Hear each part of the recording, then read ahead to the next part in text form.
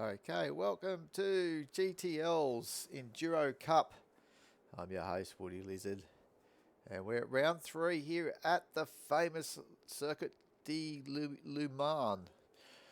La Source, I don't know, not La Source, it's Le Mans. Anyway, we'll keep it at Le Mans, and it's going to be a 2.4 hour race with the LMDHs on AMS2. And we've just got into qualifying the Hyperpole.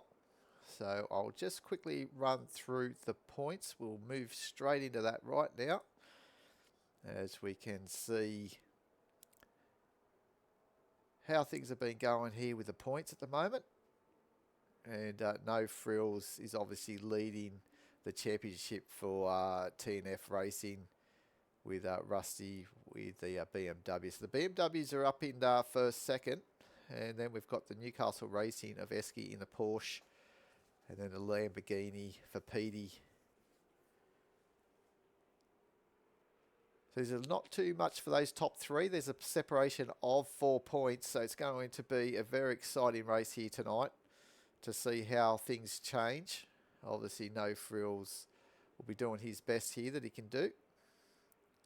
Not too sure if Rusty's here tonight. I think he might be sick. We'll get into qualifying and have a little look. But obviously this mid-pack battle as well, from 4th all the way down to probably position 8. So there's a good... Well, there's a couple tied for 6, so we've got more than 4 people aiming here to be in that top 4 at the end of this race here tonight. So we'll keep an eye on Team Arse, Craiglist Racing of Tweak, Cuckoo for Team Kiwi Racing the Lamborghini. He's been on pretty strong the last few...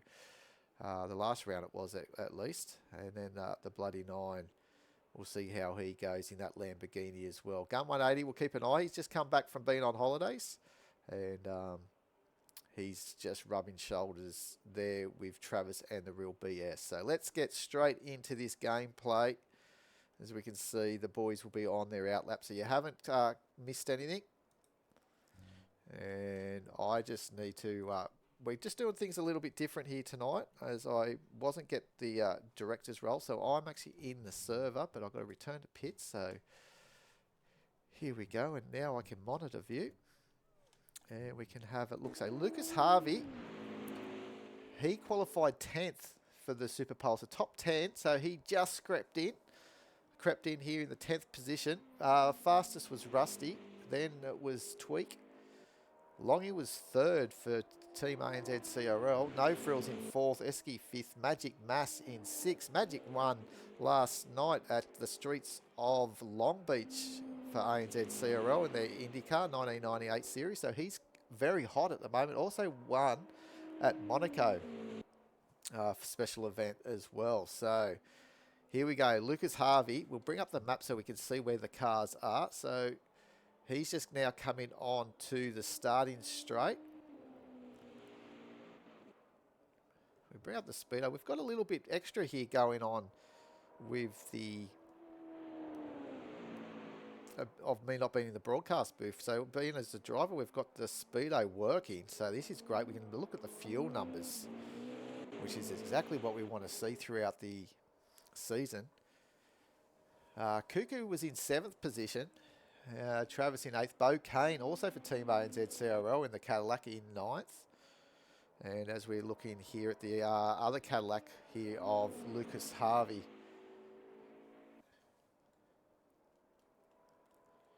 So I don't have the spotters list here, but I'll try and keep you updated. So Lucas Harvey is obviously running with the AMS Oz Purebred Racing with Brockbuster. So father-son combination.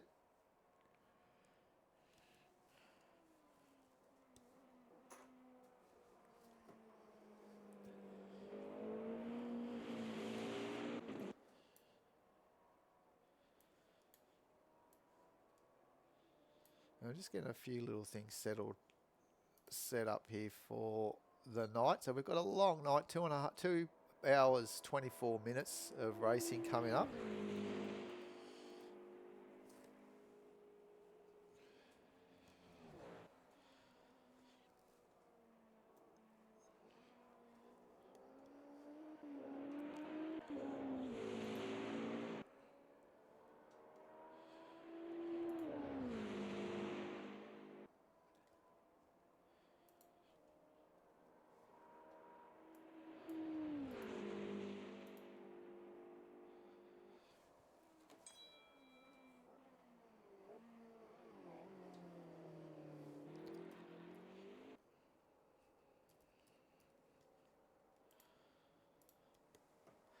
All right, so I'm just getting myself warmed up, guys. Keep hydrated this early stage.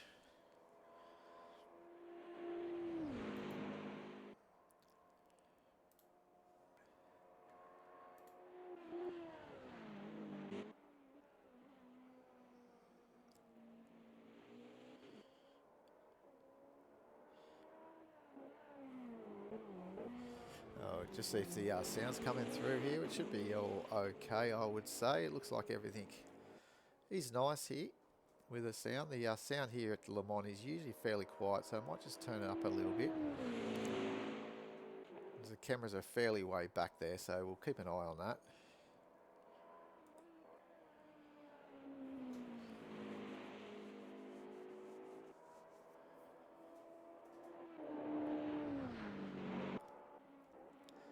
We're still waiting, so we've got a few drivers starting to come on through here. Lucas Harvey's leading this pack here. Oh, as I think it was just behind here, maybe, I'm not too sure who it was, but obviously spinning out on their first time lap. So he's going to have to get himself together because I think it was one of the Team ANZ CRL cars. So Lucas Harvey will put the first time on the board, and it's a 3-minute 32.409.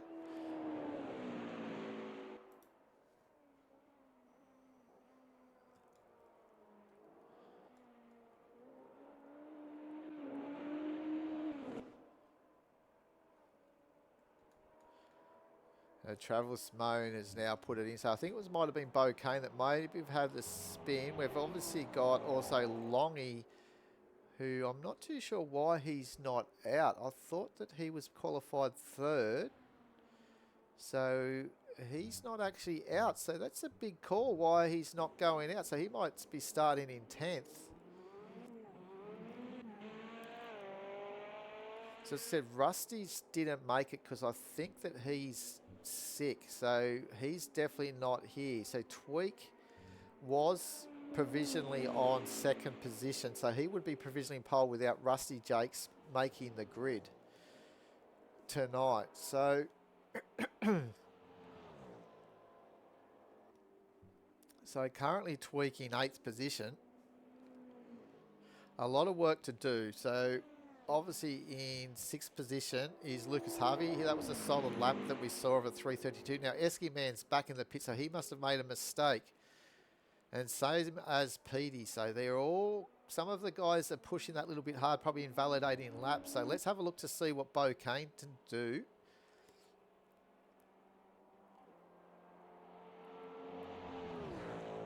Not too sure if we're going to get any notifications to see if he's up on his lap or anything during the different sectors, but we'll wait and see.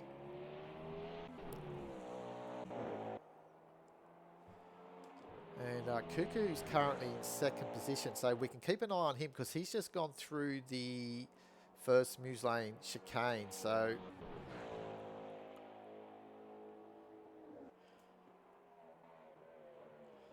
currently keeping an eye on Bo Kane to see if he can better the time from Petey, who's in 3rd position. So at this stage, Bo Kane will be starting on that 2nd row.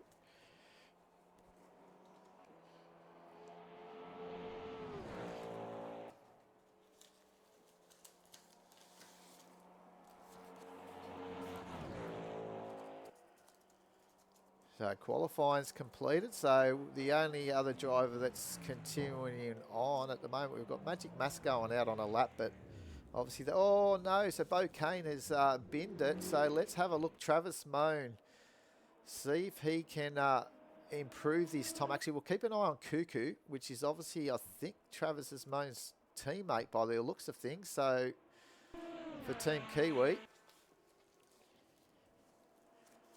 So will Cuckoo knock off his teammate for pole position?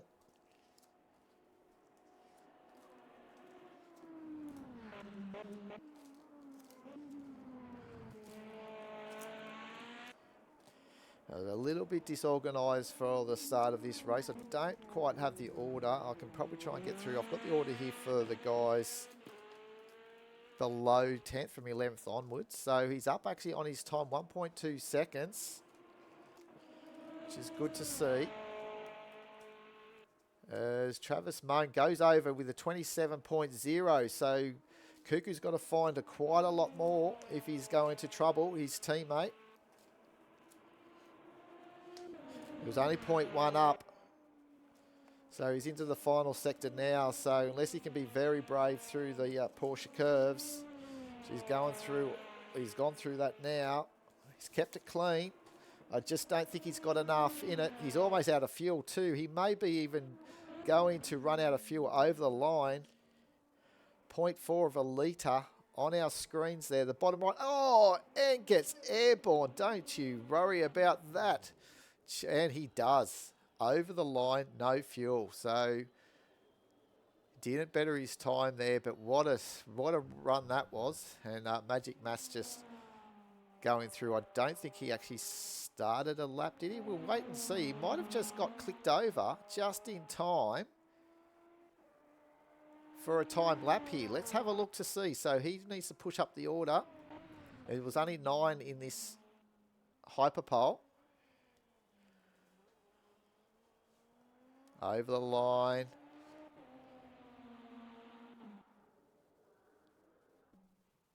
And third position. So he jumps up a long way. So that was a great lap and only just not just missing out.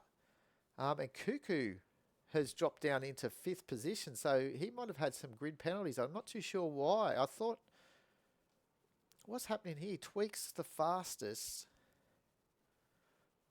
Was I not seeing that right? We had Travis Moan as the fastest, but now we've got Tweak as the fastest. So, unless I was seeing things wrong. But anyway, so we got Tweak on pole, No Frills in 2nd. Magic Mass in that BMW in 3rd position. Then the Lamborghini teammates in 4th and 5th of Travis Moan and Cuckoo. Petey is in 6th position. Then Bo Kane in 7th. Esky Man in 8th. And Lucas Harvey in 9th. Of the time runners. And it was funny, I thought that Longy here in the 2nd of the Cadillacs, or the 3rd of the Cadillacs, was actually qualified, did have it in 3rd position, so I'm not too sure what happened there, how he didn't get out. But anyway, we've got, as the order is, Petey will be in 11th. Did we say Petey qualified then? No, he didn't qualify. So Petey in 11th. The Bloody 9 will be in 12th. 13th will be Imperial. Then we got left Truey, Viperon, Smithy, Simon R, Brockbuster, Cornsey, Stu, Bales, Barron, Max Power, and Kiz. That's if they're all here. So Kiz isn't here. He's not racing. So I guess the boys are all going to have a little break. So while we wait, let's just have a quick look to see again at the points as they stand. So you can have a look at their BMW Team WTF leading very clearly in 1st position in the Teams Championship. So this is really Teams Championship over drivers. So we've got the 2 drivers driving the same car, same livery, and it's all about points here. So then TNF Racing is in 2nd. So they're lingering behind about 14 points, not 14 points, 19 behind BMW team. And then Newcastle Racing not too far away in 3rd position. That's a great result for both them. That's obviously Esky Man and also the Unicorn in the Porsche. Then Team Kiwi Racing. Now, they're the 2 men that we'll talk about. Cuckoo and also... who was it that he was battling there? Was it Travis? That's right. So Travis, he was trying to beat there on that qualifying. Team Arcee's doing well in 5th position. Craiglist in 7th. Hopes and Dreams. What a team that is. What old Hopes and Dreams of Stu. And also, trying to think who else would be in Hopes and Dreams there with Stu. It's the Bloody 9. So, not 100% sure of how this is all going to go. I better not ready up, so that way there I'm not in the way of anyone. So I won't ready up. I'll be going straight into the garage and not making the grid.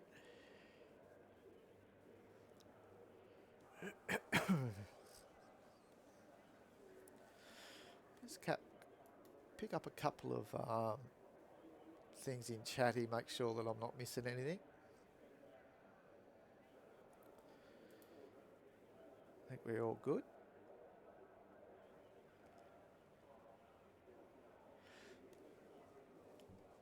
So we're going to have 22 drivers because myself here in 17th, I won't be readying up, so I won't make the start there.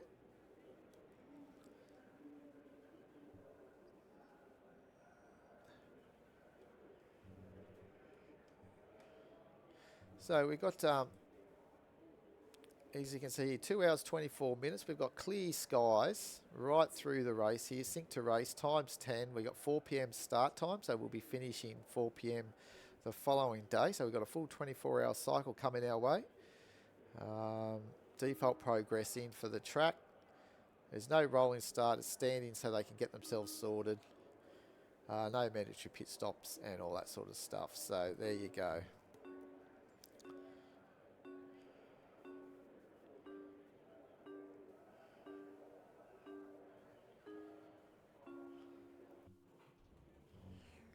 Okay, so should get that monitor view here, so we should be able to see the start. So they will go off.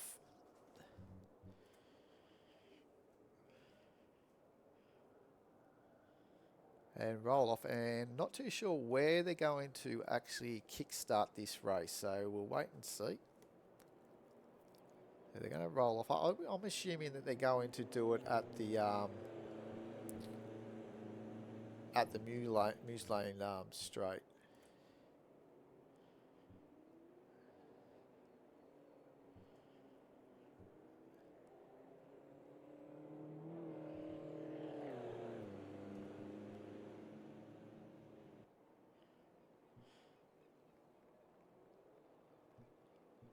So they're getting themselves all into order. So we should have the Bloody Nine in 10th. We got Longy there. I'm not too sure why he's there, but there's a bit of a made up. So the Bloody Nine is there. That should be right. Longy's gone up a bit. Bloody Nine Bales has to drop down into 21st, I think. Left is near there. Imperial's coming up. So they're just slowly getting themselves organised here.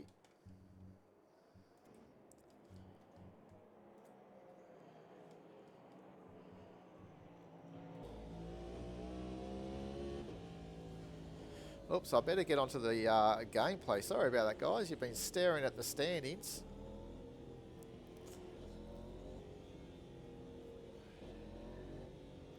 Please let me know if you've got all the audio coming through. It should be coming through for you guys.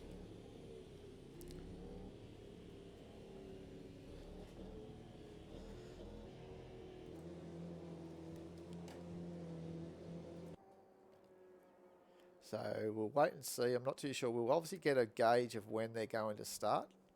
Again, the little graphic that I've got up the top there is just hiding away from our time of what's remaining in the race. Thanks, Camo. As long as you can hear me now, that's the main thing. And here's some audio. The audio here is usually pretty low on the track, but when we get onto the roof, it should be a little bit better for the car audio.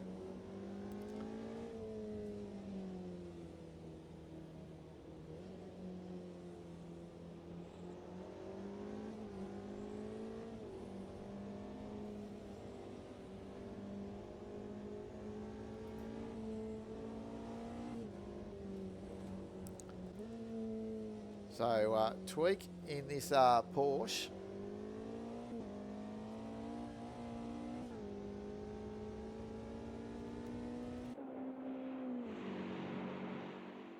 Just warming up his tyres, keeping them warm.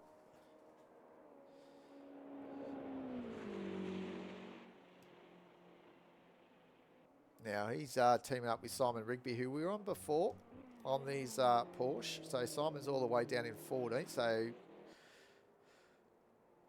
Tweaks on pole, and his teammates all the way down in 16th then. They're running for Craigleith Racing, so they were about, what were they, 5th in the championship, I think it was. You guys should be very well and truly up to date with the championship standings. All right, so we'll just quickly go. Here we go. So we're about to start the GTL's round 3 of the Le Mans 2.4 hours. This is round 3 of their Enduro Cup in 2025. I'm your host, Neil Haynes, known as Woody Lizard. Look forward to your company for the next 2 hours and 20 minutes or so.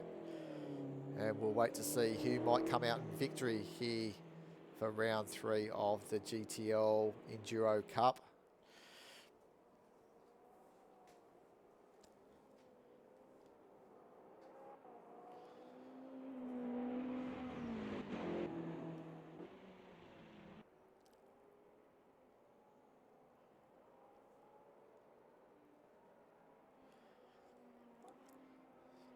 One area that kicks up quite a little bit of dust actually as you are coming in towards the Porsche curves. So they must be taking the track start proper.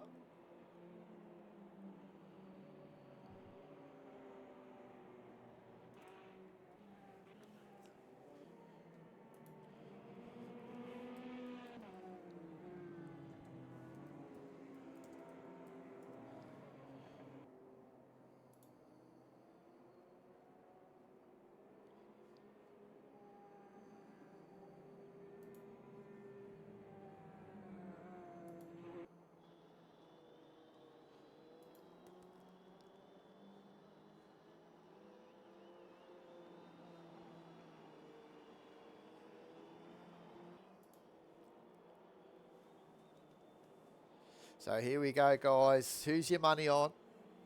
We're about to start, so Tweak's going to have control of this race.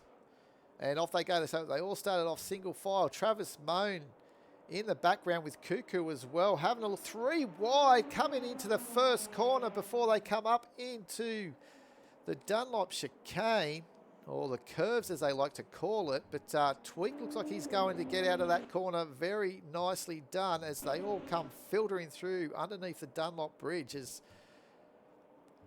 Bo Kane under a lot of pressure here from Esky Man early on in the race. And just behind him, Lucas Harvey, who's having a very good run at this stage. Also just coming away from winning the GT3 Championship with AMS Oz, another great Australian league. So he's very, very keen to show his mark, but show his Esky Man. Looks, we'll just get on right on. He's having it down to the inside before the Muse Lane chicane. It looks like he may just have this. But Bo Kane's fighting back and around the outside. Nice move by Bo, holding off there from his challenges. And plenty's going on in the background here. And oh, look at here, No Frills having a look for the lead of the race. He's on the outside of he's got Tweak at the moment. Can he pull in just before? Well, he doesn't have to. He's got the right way of the corner here into the second chicane, which they call the Michelin chicane, as you can tell by the signage.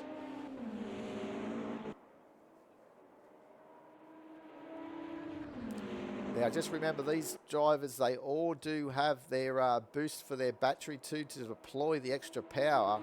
And some of them just run it on auto, but then if they deploy it on the attack mode, as you can see here by Tweak, I think he has done that to take the lead. Going now into the Muse Lane corner.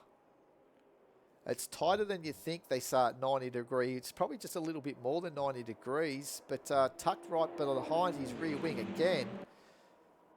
Geez, if we're going to have this for 2 hours, 24 minutes, guys, I bet you're going to enjoy this. So we've got 2 hours, 16 minutes on the clock remaining.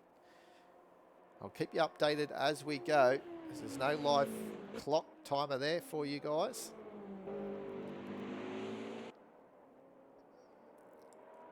They're all getting away very nicely. It looks like Magic Mass is just starting to bother the back of No Frills, but then you've got the two Kiwi racing cars of Travis Moan and Cuckoo really bullying Magic Mass as well behind. What an opening lap we've had. A great exchange here for the top 6 drivers. Bocane held off Eskiman. He's got his teammate Longy just behind in 9th position as well.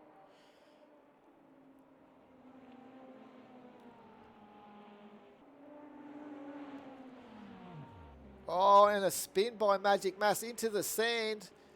Let's see. Let's make sure that he can get out here. He's got to be careful because there's going to be a massive pack coming through here.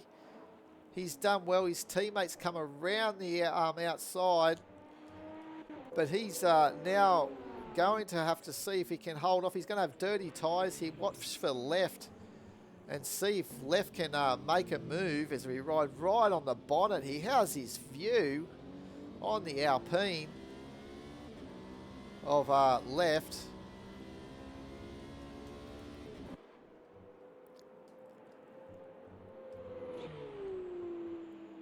We'll hit back up front here. It's the two teammates going for it now. Inherited 3rd position, Travis Moan, with Magic's loss of his rear coming into the, I think it might have been the just before the Ford chicanes. It was through the Porsche curves, I think, on exit.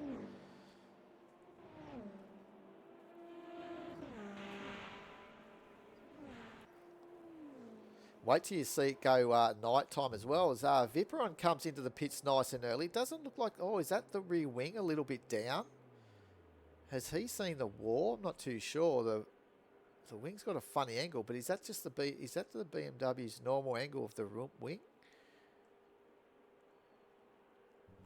It's a early pit stop though for Viperon. A little bit early. Let's go back up to the front here. We're tweaking the Porsche. Doing an amazing job, and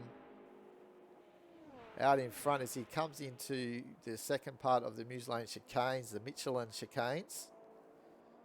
Now this is very important to get this run out of here as well, because they'll still find top gear and get up over 300 kilometres an hour before they need a brake for the Muse Lane corner, the 90-degree corner that I was saying, that really sucks you in. So really increasing that speed, and it's sort of a downhill run now, and you sort of brake. Let's see when he brakes. He's braking just at the apex pretty much of the little kink. Takes a lot of curb on the inside so he can get that rotation through as well. What a view this is of the cars filtering out of that corner. Not bad at all. We'll keep an eye on the cars as they come through.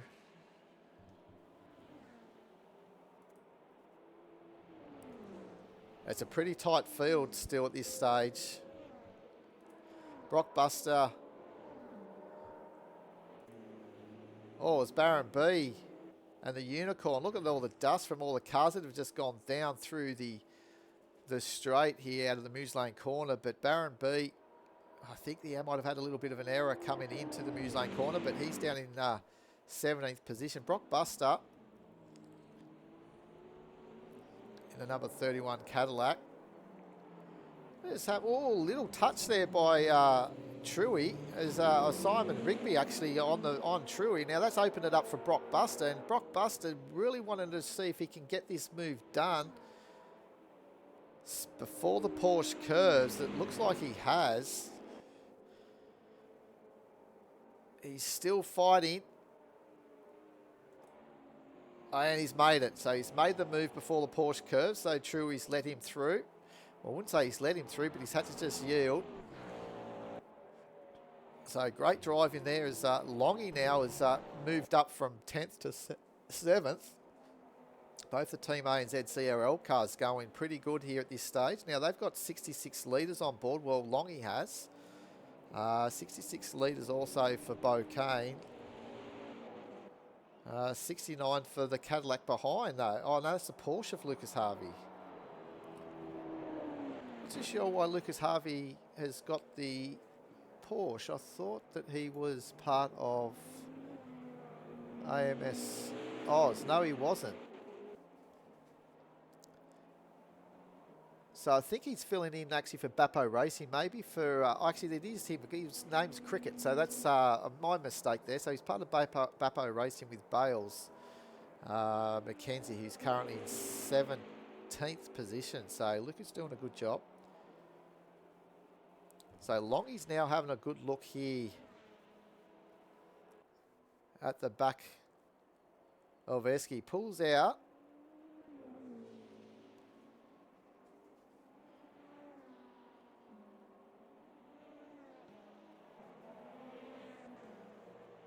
And he makes that move now on Esky. And we're missing Gunn as well. So Gun 180 hasn't made the grid tonight, which is a big blow for, I'm trying to think who, actually he was actually filling in for a few drivers, I think. I think he was one of those drivers that would fill in for drivers that couldn't make it. So I think he signed up actually for the season.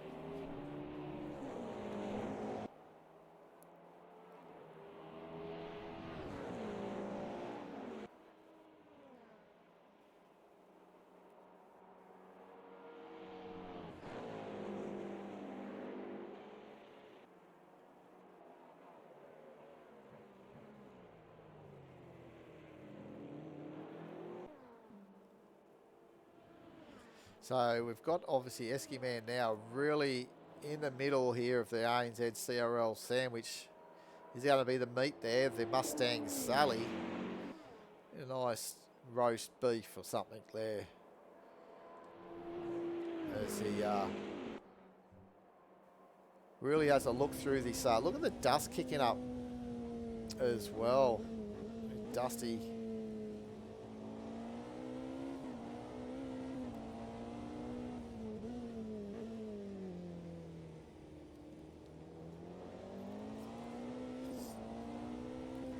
It's going to be interesting to see how they go with their fuel numbers as well. Not too sure what they're burning per lap. But we could probably have a look if we stay on one of the cars throughout a lap.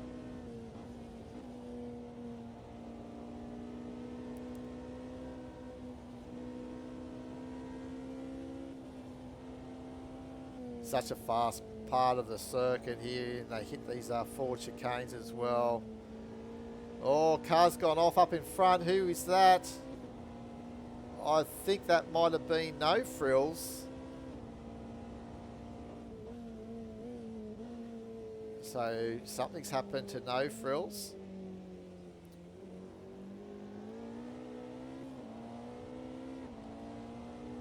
Oh, there you go. They sound absolutely brilliant, these cars. As Longy now comes on through with 48 litres this time around. So just probably about 48.5 maybe over the strip. So we'll have a look to see what he's got going on after this lap as well.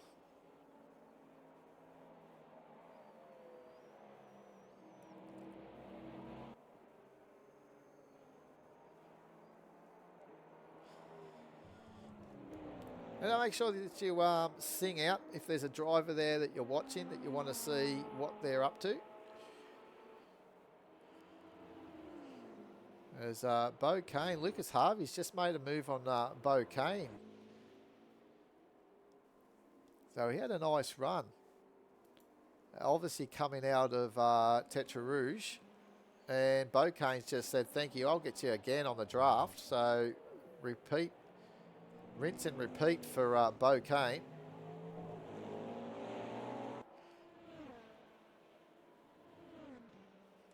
Now let's have a look to see what Tweaks. So Tweaks on 48 litres of fuel. So he's leading this race.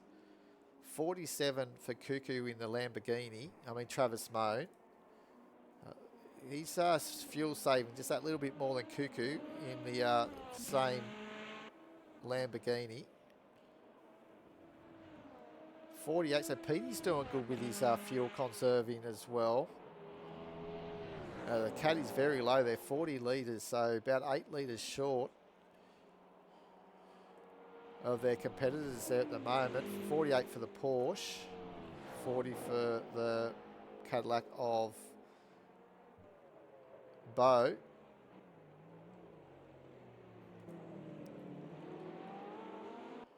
Now this is getting exciting. And No Frills coming back, same as Magic Massa. Let's have a look. Let's ride on the roof of Magic Massa so you can see the cars in front. Oh, look at No Frills going around the outside. Lucas Harvey either conserving a little bit of battery power. Oh, he's backed right out here.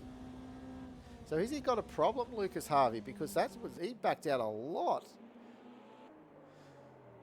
Then coming into Indianapolis, maybe just not confident at this stage, just wanting to make sure he can get through. He's obviously in a very good position, holding 10th place.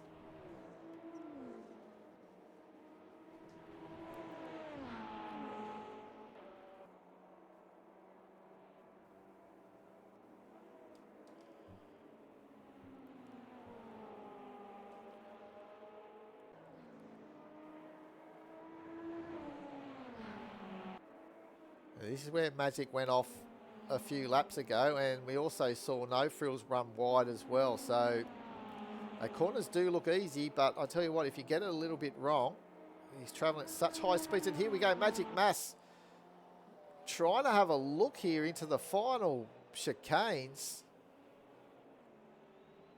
Into the Ford chicane, and it's he's made that stick, Magic Mass. That's a great move, and he's got the run as well, out down the starting straight. Have a look down the inside. Oh, and they've come together again. Bo Kane at Magic Mass, and that's really showed Bo Kane's now just trying to regather in himself here, because Lucas Harvey's looking down the outside at one stage there. So they're playing for keeps as the sun starts to go down here at Le Mans. Track condition currently 42 degrees.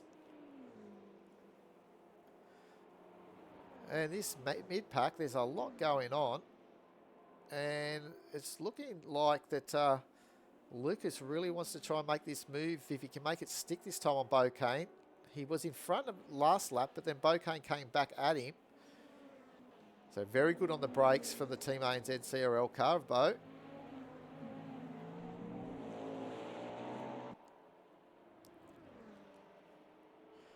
I forgot to get go on the long end to see how much fuel he used, but on that lap around. But we'll just go down here and have a little look to see what's going on between True and Simon Rigby. So Simon Rigby's obviously the teammate of Tweak, and Truey's on his fastest lap through that first sector. And I could just imagine the drafting effect is probably working very, very well. And gets that job done. So the all-carbon livery of Truey moves up into 13th position.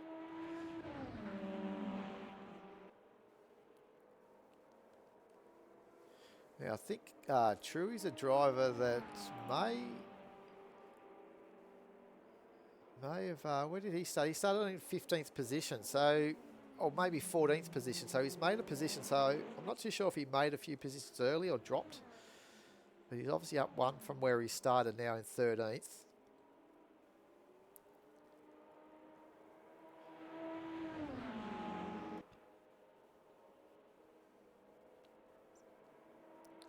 You just see how much this drafting down these long straights is really helping the cars stay in contention, but then it's about who's so brave on the brakes. Got to be so committed with these cars. Trust your aero.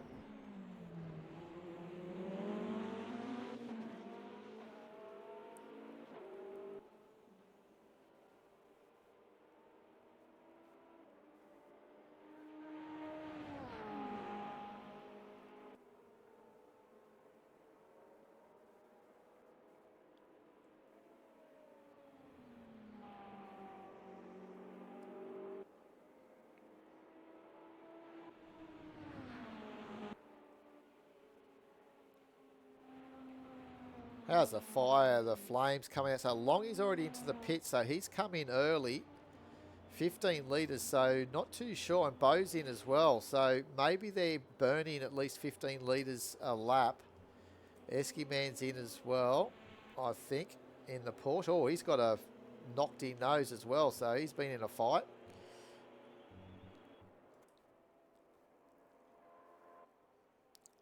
So not too sure if the ANZ CRL guys started with lower fuel, but they're obviously in early.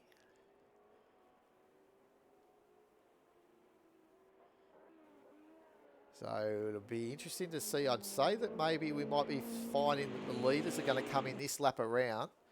So Tweak out in front, nice 10-second margin.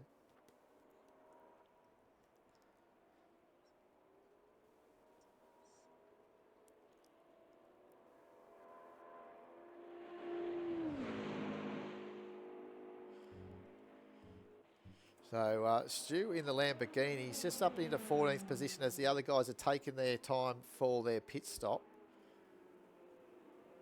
And he is roughly 10 seconds away from Bales in 13th position.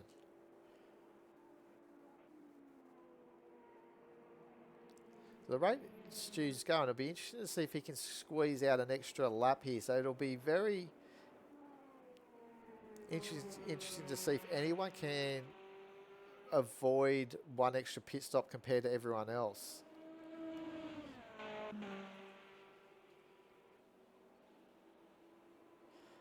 So we've just got over 2 hours remaining. It's 1 hour 59 minutes remaining of this race. So go have a cup of tea, come back, keep an eye on things, what's going on. We're going to have the beautiful sunset very shortly. Get into the nighttime running, which is very nice here. The lights and some party atmosphere around the circuit.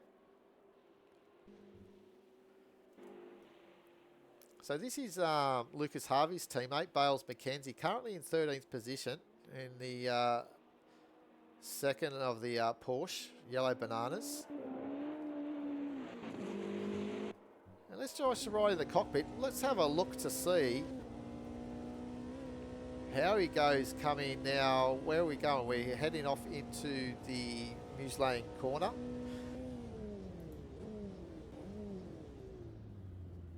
What's happening here? So sounds a bit funny audio coming through there as he's downshifting. Oh, now he's got the windscreen wipers on. Hello, Bales. What are you doing, mate? He must have the stream going, watching it and saying hello. But look at this sun glare into their eyes as Tweak comes in. So there you go. So he hasn't been able to extend another lap. So I'm assuming most of the leaders, all the other cars are now going to pit. Oh, geez. He's got some funny downshifts going on. He's really struggling to keep his car under control on the downshifts.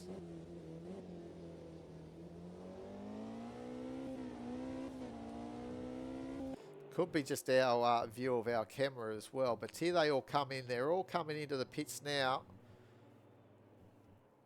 It's very busy here in pit lane. Lucas Harvey's coming in from position 7.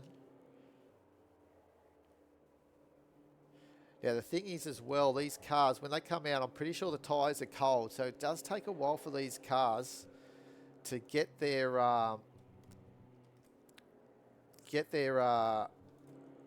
as Tweak, I think. Did I get Tweak? Where's he's moving? That Tweak. There he is. He's moving out to get their tyres back up to pressure. So we've got obviously Longy who pitted in 15th position. Now he's coming through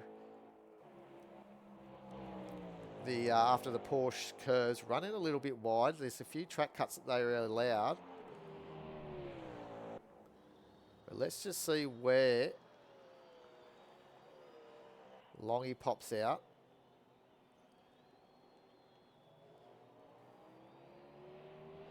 The air stops might be just that little bit longer, depending on how much fuel's got to go in compared to their competitors.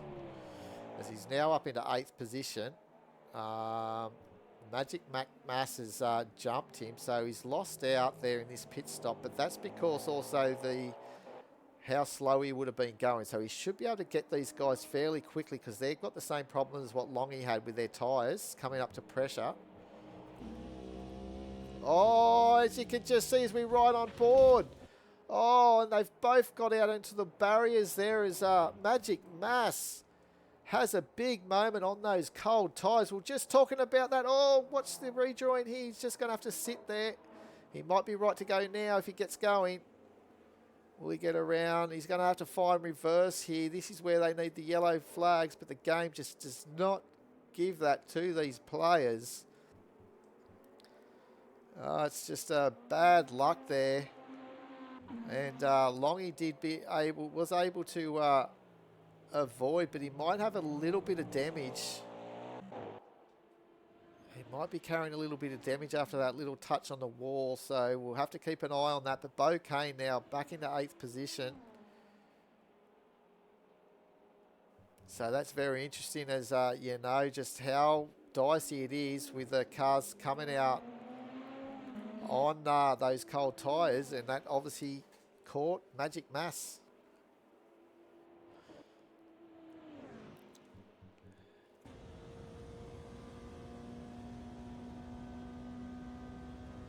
So beautiful view here. So if you're on part of GTL, this is what you're missing out on. You could be driving in these things in these beautiful conditions.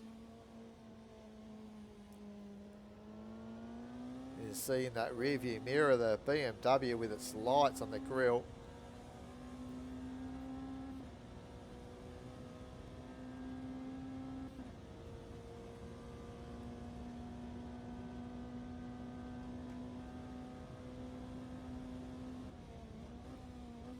So you get him just under 310 before he's on the brakes for the Moose Lane corner. And Imperial can see Esky Man up in front. He's trying to chase him down. Latch on here if he can.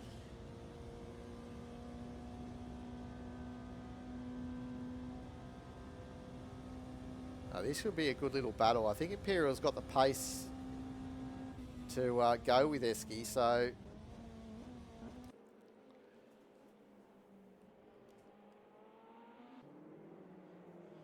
there's some the nice little night lights starting to show there in the background.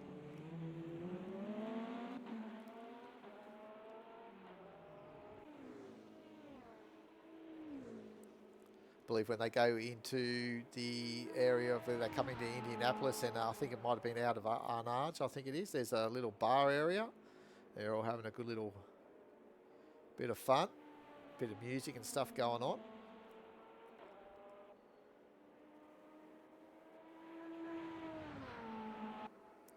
Might be actually through here somewhere, I think. I can't remember. Oh, look at this. The change of directions. They are absolutely flying in this last part of the circuit. This lap. So Bales is in for his pit stop. So he went that one extra lap than everyone else.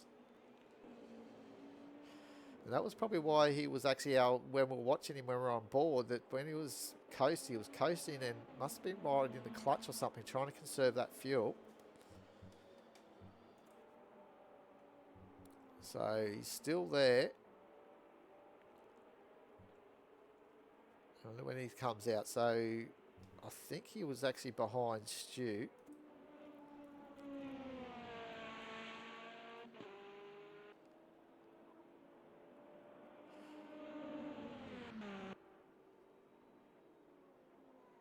He's still there, I think. Or is he starting to move? No, he's still stationary, I think, Bales. Yeah. So Stu's going to get past, and he's just moving now. So you will see Stu go past here on the left. Maybe. Here he comes. So pretty close there for these two. So they're back at it again. And not too far away is Brock Buster from AMS Oz Purebred Racing.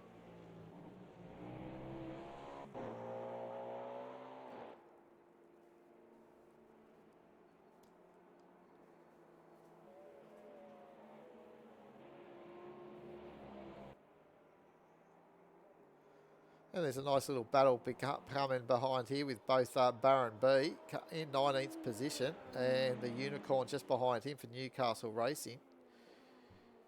Both Porsche drivers. Oh, as the Unicorn runs wide, misses the opening chicane. But gets going again. So here we go. Let's ride. Oh, just as we look at Lucas Harvey getting overtaken here by Eskiman. So we'll just have a look at the back of the grid. We saw the Unicorn, who's Eskiman's teammate. And now we're looking at Lucas Harvey under attack from the Bloody Nine as well in the Lamborghini. So I believe he's Stu's teammate. And doing it for hopes and dreams.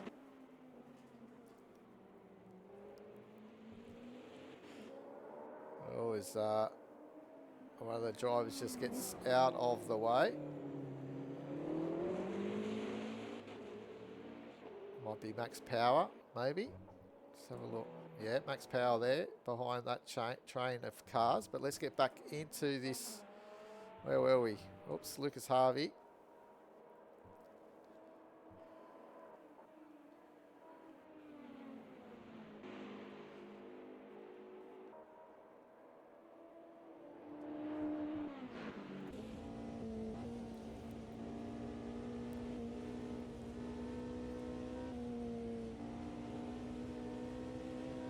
Oh, taking a lot of track there on the exit was Eskiman.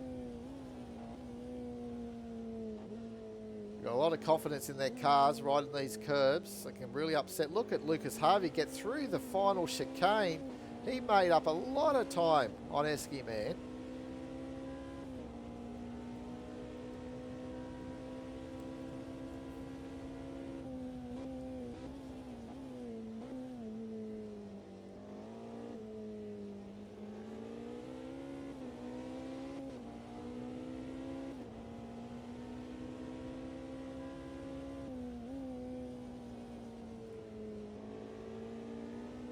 Magic Mass is back in the pit, so this might be for that damage that we saw. Maybe it was costing him time. Oh, wonder if there's some track cuts been accumulated. That was pretty wide on the exit. Not too sure how they let them, how much of that they allowed on the exit of Tetra Rouge there. Maxing it out at 328 kilometres an hour, if you don't mind. And has he made his sticker? I think he has. Nice move by Lucas Harvey, but look at Eskiman. Now, lucky Eskiman's got that little punchy nose, because I tell you what, he may have just been hitting the back of Lucas Harvey if it was the normal regulation nose of that Porsche behind. You can just see how it's been punched in from an early incident. Now, that has been repaired, but he was so close to the back of Lucas Harvey.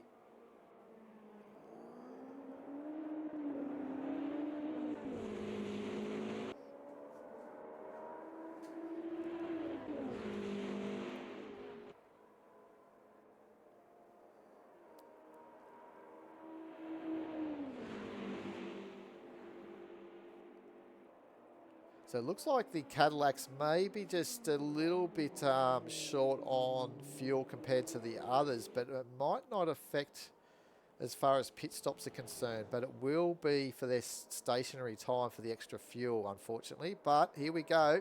Eskiman, great exit. Now, is he going to be strong here into Indianapolis? We have seen Lucas Harvey back out of it.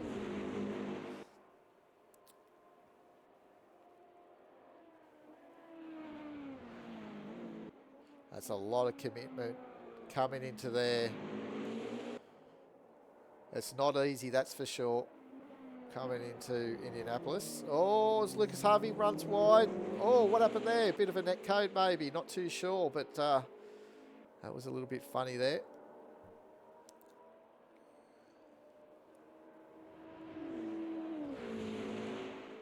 So look at Bales. That's Lucas Harvey's teammate. And it's only shown that he was only a minute away from Brock Buster, but that's not the case. So the timing, again, not quite right. So he's meant to be a second. I think he's a little bit more than a second behind, I think, from Bales. I mean, from Brock Buster. Close enough, though, I guess. We won't complain.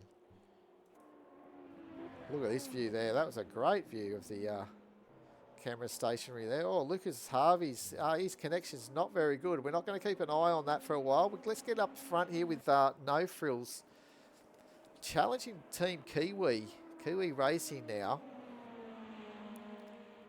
So trying to upset the flow here because Travis Moan and Cuckoo have both been in second, third for a long time of the race. And it looks like No Frills is making the move down up into the first chicane here on the Muse Lane straight. So he looks like he's going to get this one done.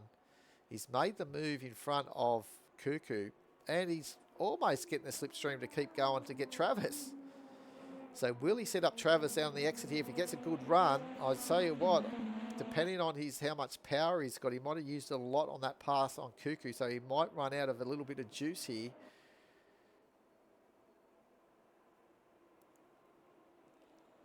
Don't these cars look good with the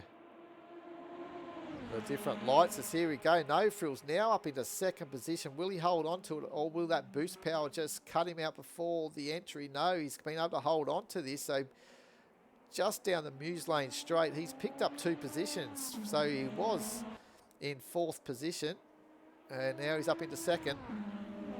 And Petey's now trying to make a move on the 2 Lamborghinis. So we've got 3 Lamborghinis all together here. This is going to be interesting coming into the into the Muse Lane corner. Not for Petey though. Very professional driver. Oh, takes out the curve, the bollards though. That could give you a bit of damage.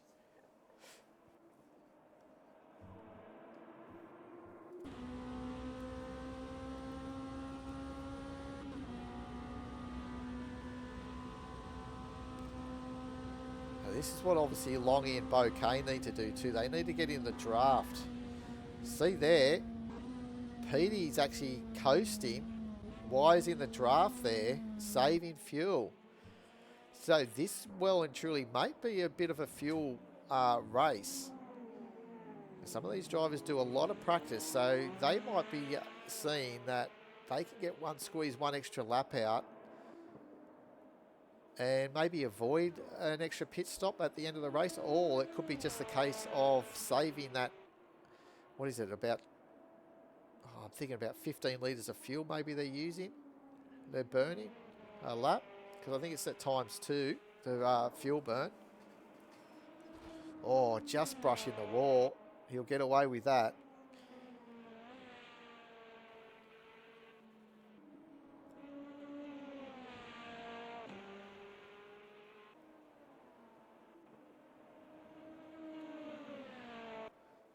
So the Lamborghinis have got 50 litres of fuel on board at this stage.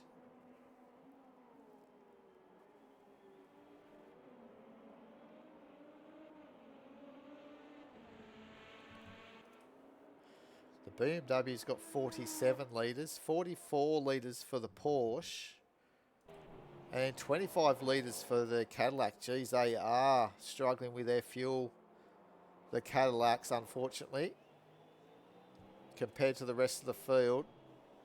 So the closest to them would be the Porsches, probably, to the Cadillacs. Brockbuster's got 29 litres of fuel. So I'd expect these guys in this next lap around, because it looks like they just can't just hold off enough fuel to do that one extra lap that they need. So unless he can do some fuel conserving, I don't think he's going to make it. He'll make it in for this lap, that's for sure. Longy.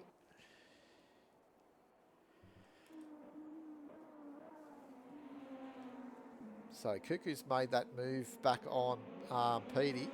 But while they're doing this, actually no, it's actually Travis Moan. He's actually dropping off just that little bit. So Travis Moan was actually in second just a little while ago, and he's now dropped down into 5th position. So maybe just backed out a little bit, saving fuel.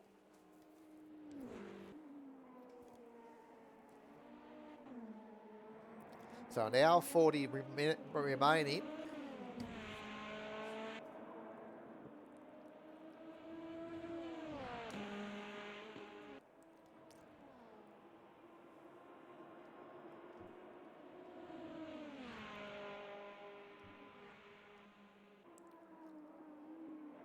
This is where the battle is at the moment for second position. Well, it's really for third because No Frills is sort of kicked on here. So you can see here in the BMW. It's in the foreground, just gone now. But we're still looking here as Cuckoo comes on through with Petey right behind him. Seeing if he can make a move. And he's going to have a look down into Indianapolis here. And he's made that stick into the kink, but here's Indianapolis here. Can he pull it up without drifting now? Nicely done. So up into third position.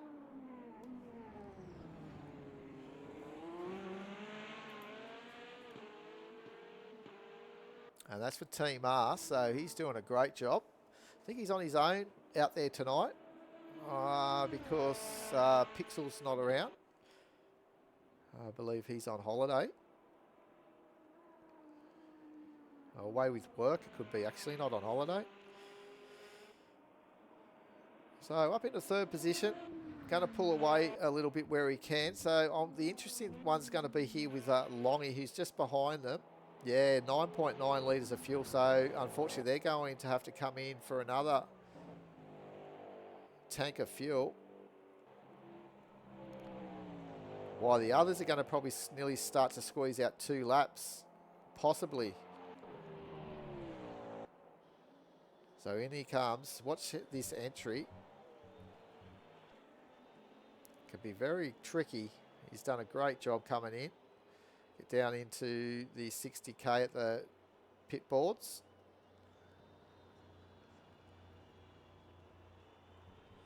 And the Cadillac is just that little bit too thirsty and just can't quite match it with these other guys. So you'd think that maybe tweak, they may be able to get that one extra lap here this time around. We'll soon see.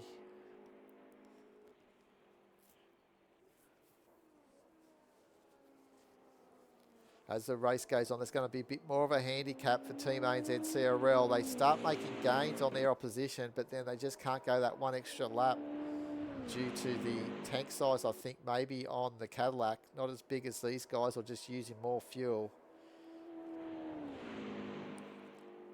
They need to try and get in a draft if they can, and try and conserve a bit of fuel down these straights. It's a tough one because you could sort of think, just maybe go down on a different fuel map, but it's going to make you so much slower down the straight that they're just going to gobble you up anyway. But if it gives you an extra lap and maybe it avoids you pitting an extra time, it might be worthwhile. But it's not going to save them time as far as the time it takes them to get that extra fuel in. So if they all pit, say, for example, 4 times or 5 times in this race, they're just going to have to pit longer, that's all. Their stationary time's just that little bit longer. That's the only difference. But with a smaller fuel tank, it may not be, but...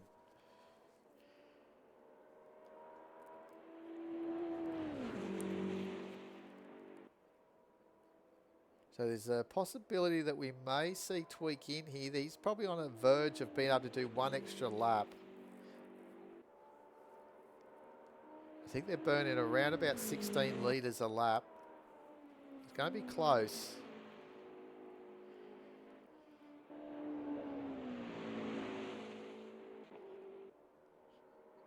Yeah, he's going to stay out, I think. Or is he coming in? No, he's coming. Oh, he thought he was going to stay out. I mean, come on in then. And he's going to do it. So he's going to have hardly any fuel. He'll be on an oily rag coming in. But this time, I think no frills. I think in this BMW will be in. Petey in the Lamborghini. He's a possibility of going around again. So let's have a look. So no frills. Here he comes.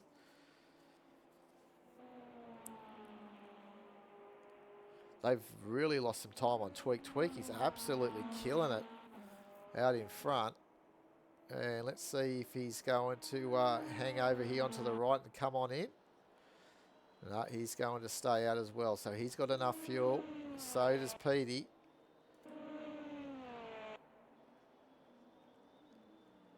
Oh, but Cuckoo's got to come in. So he's been using it. So this is the thing. There's some drivers been able to conserve fuel in the same make of cars. Others can't. So that's very interesting. That's a very good little thing here, because it does come then down to drivers' abilities. Oh, Esky Man, 1.7 litres of fuel. So he's going to make it. Not much fuel in at all, though, at his pit bay. So 1 litre of fuel. How cool is the lights when he comes it down? That's beautiful. And blue headlights. Some nice little features here in the game. A few more features that would be good to be back in the game as well.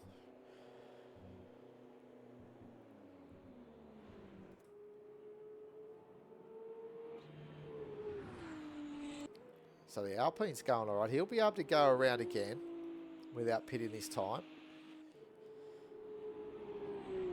Very quiet, the Alpine, compared to the other makes.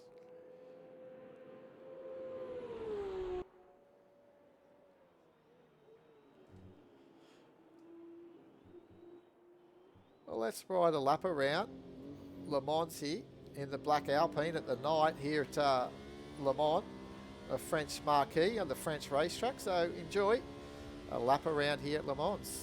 Turn it up.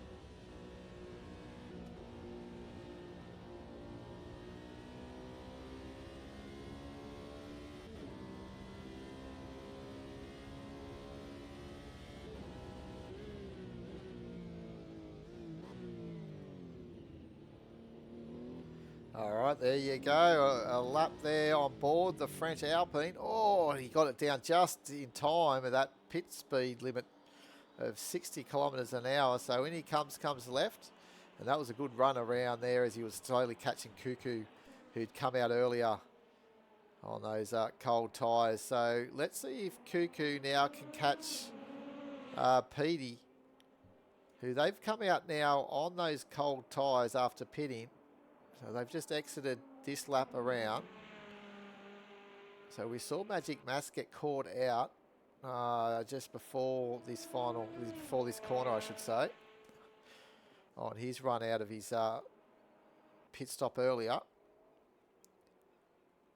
Looks like Petey's done well. So there's Cuckoo in the background, just coming over the rise there. So he's making some inroads, but just losing a little bit of touch.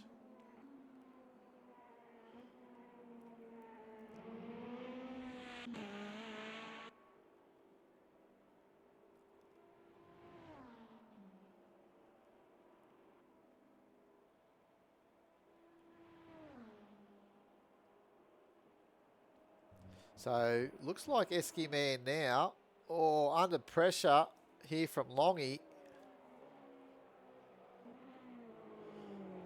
Oh, he's gone wide, so this is going to give Longy the position. So Longy gets up into 6th position. So nice move there. And it looks like Lucas Harvey again on the get back of Bo Kane. So these guys have been having a great battle right through this race.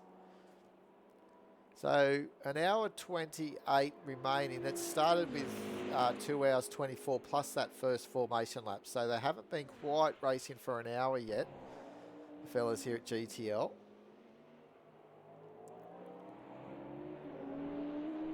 But it's probably going to, for some of them, it might feel like they've been racing for an hour, hour and a half, because obviously they did some practice early on as well, and then they did a couple of the guys, the top 10 had a top 10 hyperpole.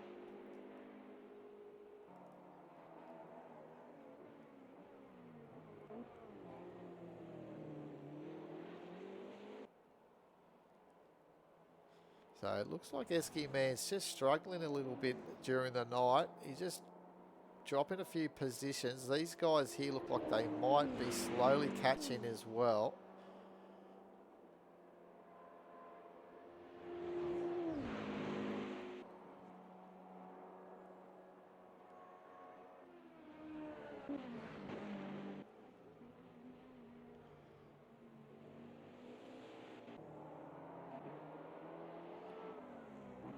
So it looks like Lucas is getting more and more comfortable as he does more and more laps around here tonight. So he's almost better in his fastest lap. He's 0.031 seconds away. So we'll ride on board all this way. We'll keep an eye on him as they hit the Porsche curves. See if he can extract anything out of his Porsche. All about commitment and flow. Also being smooth, so you're not too jerky, because it can upset the car as well. So you just got to have confidence in that aero. Oh, look at Bo. He's just ran a little bit wide. This is, oh no, and just that, maybe the aero wash caught out Lucas Harvey then. He got right underneath the rear wing of Bo Kane, and you could just see it just went away on him.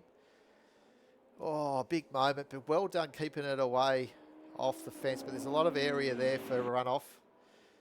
So reset again for Lucas. Back into 10th position. Bloody 9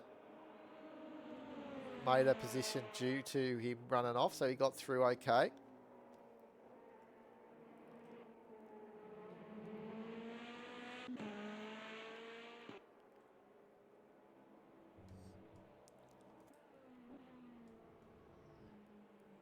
There's Simon Rigby here on his own a little bit here. He's got a bit of a margin before he can get onto the back of Stu, but he's also in front of this man here, Brockbuster. So Brockbuster running hard here. He's got a teammate called Riley. Don't know if we've actually seen Riley actually make the grid here. We're up to round 3. There's 5 rounds of this Enduro Cup. I think there's 5 or 6. 6 rounds, I think it might be. We'll have a look at the end anyway. We've got the calendar at the end. Just looking at our map here, there's still a battle there for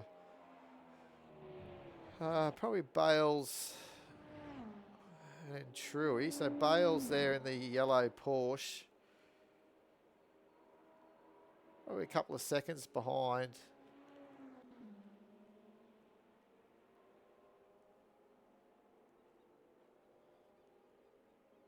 We've got some lap traffic starting to happen as well, so that they're just contending with. So Cuckoo's coming up to, I think it's the Unicorn. How's the Unicorn's car looking? It's looked pretty good. He's done a few laps around here, to be honest, around Le Mans through different leagues.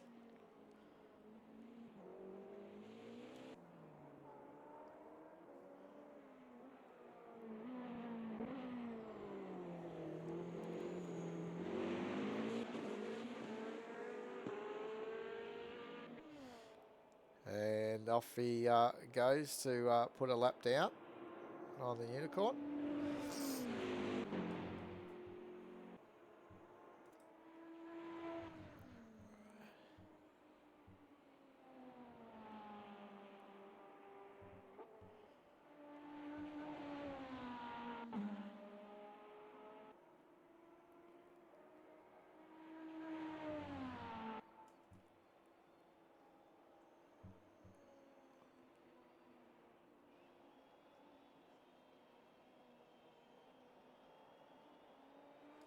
Car 14, I'm not too sure if he made a mistake there. There's actually a problem there, car 17, Simon Rigby. Oh, he's had a massive moment. So he's lost the front end of his car. Oh, he's going to smack into that barrier as well. Those tyres don't like to move. A bit of a moment for Simon, unfortunately. Tweak his teammates passed him at that incident, so Tweak might have had a little bit of a teary eye there as he went past, seeing his fellow team member lofts the wing and obviously in a little bit of hurt there. But Simon looks like he's got going again, but look, he's crabbing all over the shot. And no lights. So luckily in the game here, you can sort of make things out, but oh, it's going to be a challenge here. Look, he's depending also on your actual contrast of your monitor as well. Sometimes people won't be able to see much at all in this case. So you're just relying on the track lights and any sort of other little lights around the place to guide you.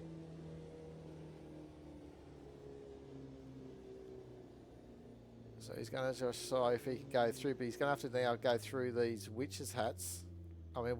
These tyre bundles, which he does. He's going to let these faster cars through and get going again. Oh, and at the same time, who's just got, oh no, I thought that was someone going off, but that was actually Simon Rigby then. I thought for a minute No Frills had gone off.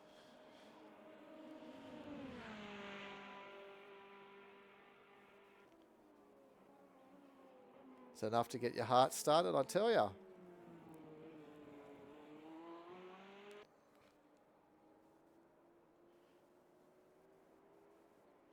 So next on Longy's list is going to be Travis Moan, who's up the road just a little bit. Oh, and there's that Simon Rigby coming through. He's going to get me excited thinking it's someone else out. But at the moment, both the... as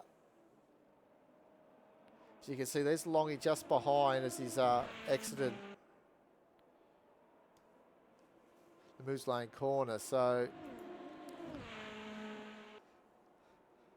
these guys here, as they keep battling, may just start bringing Longy back into the game here. But one thing we do know with Longy is that fuel number. Look, he's got 29 litres. So he'll be hoping that he can get around this time around, which I think he should be able to, and do one more lap before he has to pit again. It seems like he only pitted just a few laps ago. So this ×2 fuel burn kind of hurt him. These guys. But as I said, their stationary time is going to be that little bit shorter if they're not put in as the same amount of fuel. So we'll keep an eye. Actually, I think there's about 90 litres that go in.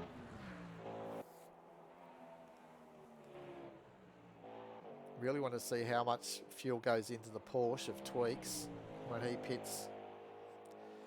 Now it just looks like it's just starting to get a little bit light in the background. So yes, he's been able to do one more lap. He's got 25 litres here. That'll give you enough for him to get through.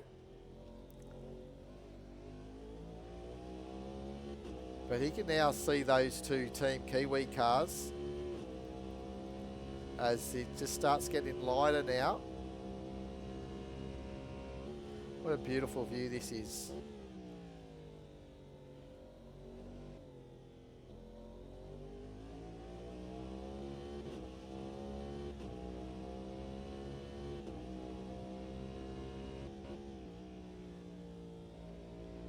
So you're on board the Cadillac here in the game of AMS2. Excuse me.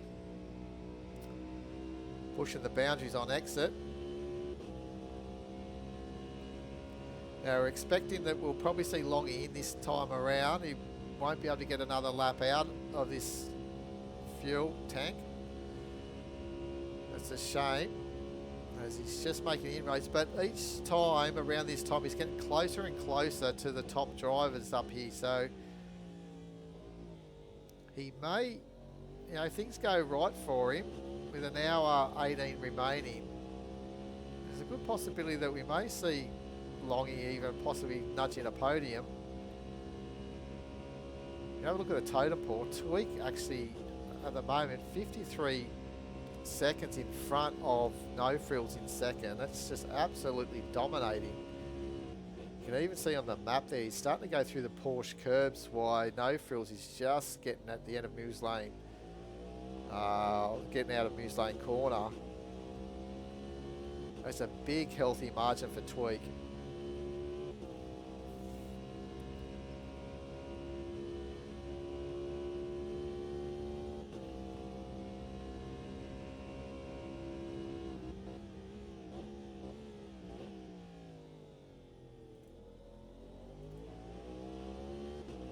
Timings here just to have a quick little look. So best lap for Tweak was a 3:25.9. Last lap is a 3:27. So he's still going faster than the guys here. No Frills is a 28.29 for Petey. 3:30 for Cuckoo. Travis is a 3:28. Longy 3:29.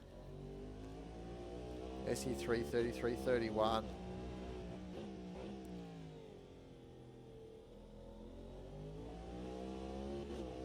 So Longy's matching, getting pretty close to his fastest lap time. So he's very consistent in the 29s. The other drivers that seem to be just knocking out that little bit more. His top three, 28s.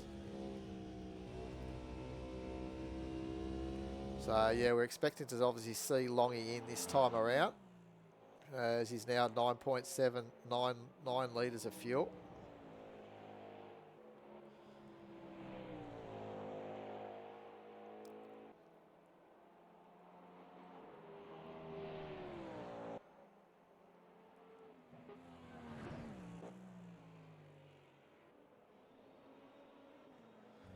So in he comes, and Bocane will follow him as well. But let's have a little look to see how Lucas Harvey's faring. He's keep making a comeback drive. He's made a few little errors, but keeps coming back. So doing a good job.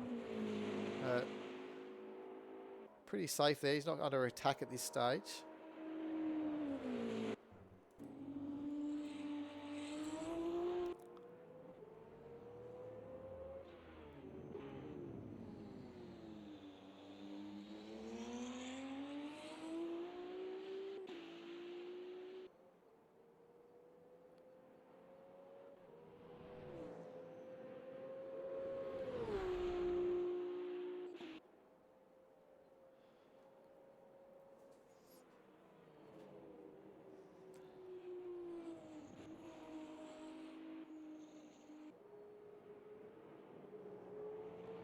I think that's just maybe Max Powell there just getting out of the way. So Simon Rigsby's back on the circuit after having that incident. But you can see here now left how he's been able to go longer on his fuel runs. He's got 51 litres of fuel at that point where he needs to pit compared to the 36 litres. So Grania tweaks, you know, 3/4 of a lap through. He's into the final sector now.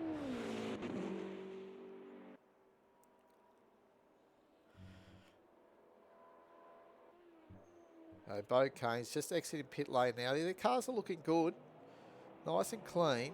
So he's coming out now, just going to be under pressure here by Left, who will just on board. So we'll just watch him before, I should say. So obviously with the hotter tyres, he should be able to get through down the inside here.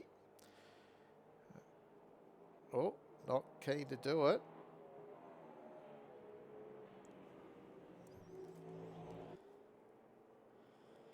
This is where the cold tyres really struggle through here. But he's been able to turn it in nicely there, Bo. So he's been able to hold this position away from Left. So this is a great job. So 107 odd litres. So maybe 110 litres roughly of fuel goes in the Cadillac by the looks of that. Another thing when the tyres aren't quite up to temperature or pressure as well, they're going to be slower down the straight as well because there's a little bit more roll resistance on them as they're not quite there in pressure. So nice move there by Left. So Left's now moved up into 12th position. Tell you what, he's actually looking pretty good, Left, to be able to get into a possible... Oh, let's have a look. Maybe possible top 6. Let's see where Truey is in fuels. 41. Oh, so he's roughly the same amount of fuel, but we're going to have Imperial in this lap around. So the BMWs aren't very good on the fuel either by the looks of things. So I think that... who else? There's no frills in the BMW. So he's got 29. So he's been saving fuel. So... unless they've sort of out of sequence, so maybe Imperial's out of sequence, out of the stops.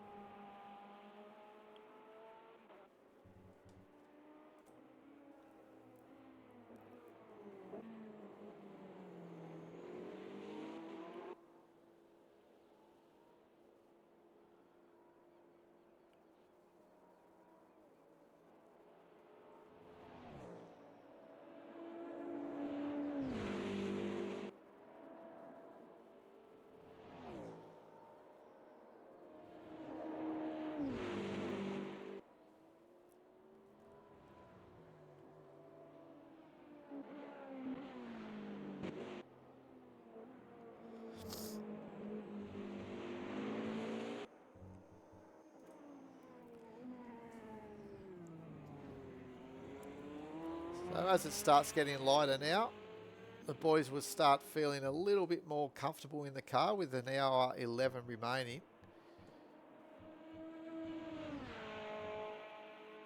Love this bonnet cam. This isn't too bad. But it does make it feel like the cars are moving a little bit slower in a way, I think. Just the how it's looking, whereas this is obviously looks a lot faster. So this looks better on the roof. We've opened up to a bit of overcast skies after a nice night of racing. The big thing that happened in the race was this man here, Simon Rigby, found the wall in the Porsche, and he's Tweak's teammate. And Moose Lane chicane, the opening chicane, the first chicane on the Moose Lane straight there. He was well and truly in a lot of hurt. Oh, talk about hurt. He's had a big spin. The car's not quite right for him by the looks of things on these change of directions of these chicanes, but luckily he stayed out of the barriers this time and the tyre bundles. And he lives another day here with his car. So at least he can take it back to Bossman and say, well, I haven't marked it this time. Not yet.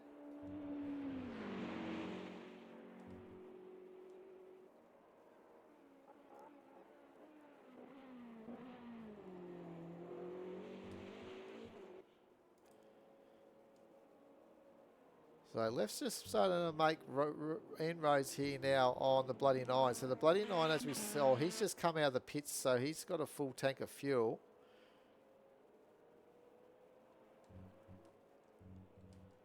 So he could be under threat here from left, who's obviously, as we know, the benefit of the hotter tyres, warmer tyres from being out, but left needs to pit shortly as well. He's going to get probably another lap out of his car.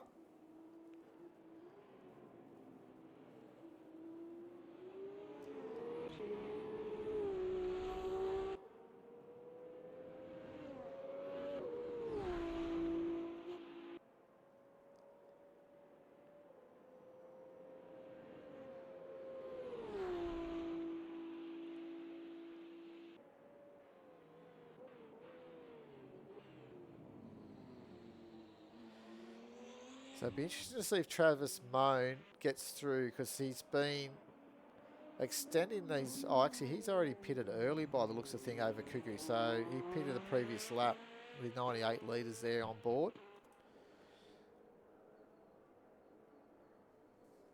Cuckoo's waiting and waiting patiently to get going.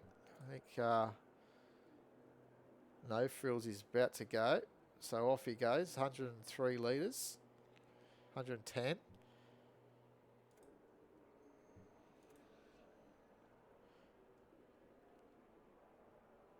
Esky Man's there, holding off, holding, waiting for his fuel to go in.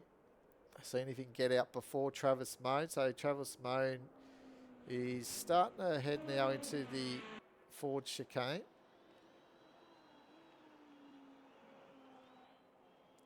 Bouncing over the curbs. So it looks like Cuckoo, his teammates going. It's going to be close here. So Travis is going to have the run on Cuckoo. Where's Cuckoo?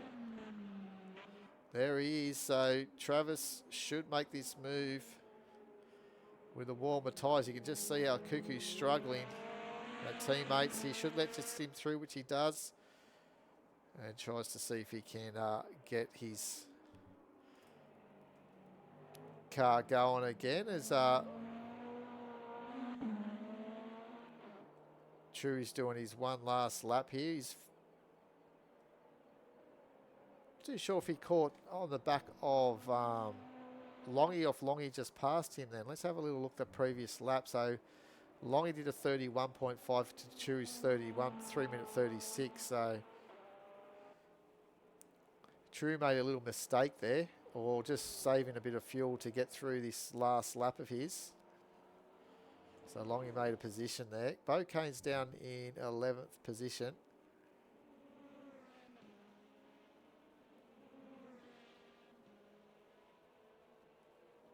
Lucas Harvey's dropped, but they're all out of cycle here at the moment, so I wouldn't be too alarmed about that. So Tweak's in, the leader of the race. So you can just see the difference here. He's Petey, so he's going to be the next one to pit as well. So 7.6 litres of fuel.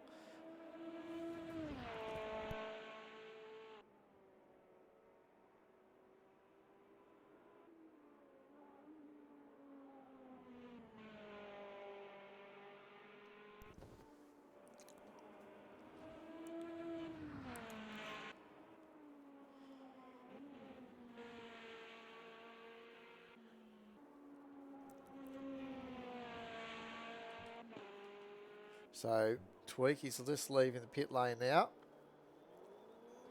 Off he goes as Petey will be about to come in. So basically pit stopping a bit more is the distance between first and second there.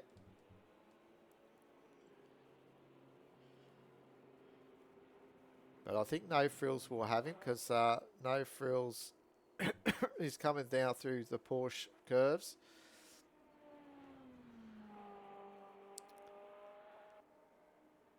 So this is going to be a great battle here. Longy now only 10 seconds by the looks of things away from Cuckoo. So he's now got the ability, hopefully, to attack these Team Kiwi cars on this stint around. It's like they're fighting with one hand behind their back, though, with every time they see themselves pitting a lot earlier than everyone else.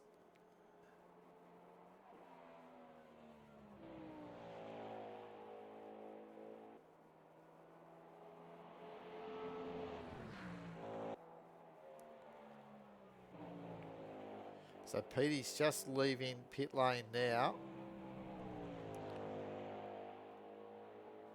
So he's going to be putting up a nice little fight in that Lamborghini as well, the green one. So it's going to be interesting. So he might just be able to get those tyres up to pressure and up to temperature before Travis Moan gets to the back of him. It's going to be close.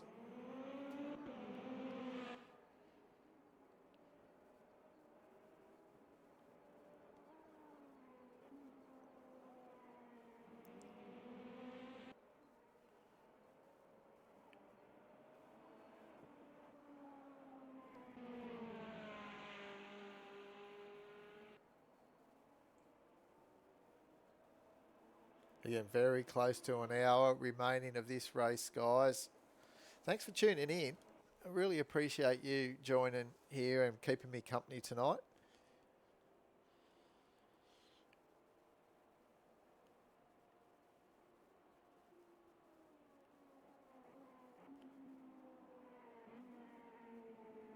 So we've had a few disconnects as well. So we started off with 22. We're down to 18 now. So 4 drivers have left Le Mans nice and early,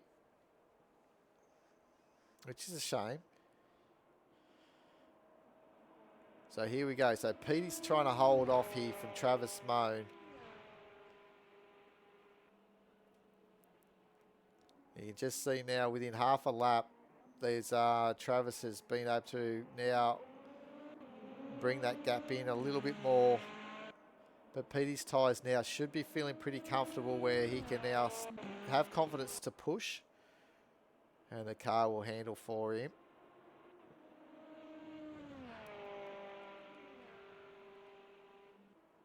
So any challenges by Travis, I'd say Petey should be able to defend them at this stage now.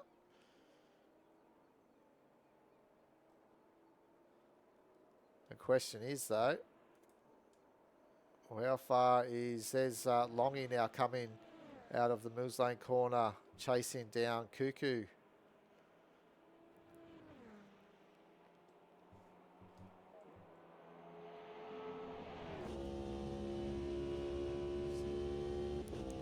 So let's have a look at the top speed of the Cadillac before he's got to think about braking here. 322 off the throttle just before the kink, before Indianapolis here. Very hard to keep it wide open in that kink. I wouldn't mind to see if the Porsches are doing it for tweak, because the lap time he's doing, there's a possibility that he might be still throttled through that kink and then hard on the brakes and be able to pull it up before the left-hander of Indianapolis.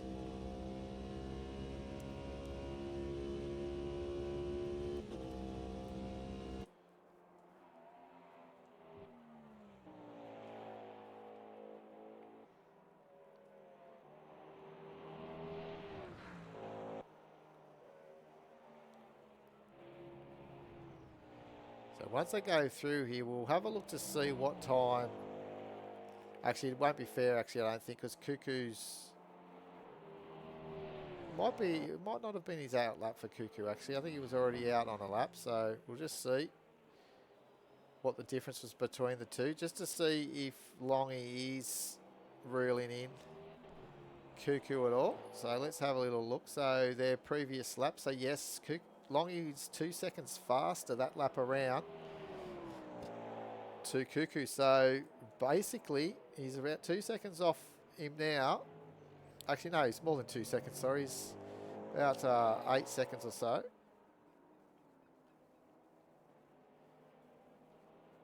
So a couple more laps here will be on the back of Cuckoo. So, a bit of lap traffic involved here. This is going to, maybe we'll get through here okay. See, there's that... there's that what we call the aero wash affecting Longy, unfortunately. Let's see if we can get back around. We're not too sure. Here he comes now. So he's dropped a spot to Esky Man and also Petey. So he's dropped 2 positions from that spin. He's not going to be happy about that.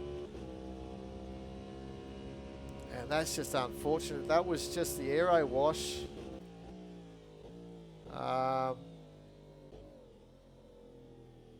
From one of the lap cars, I think it was.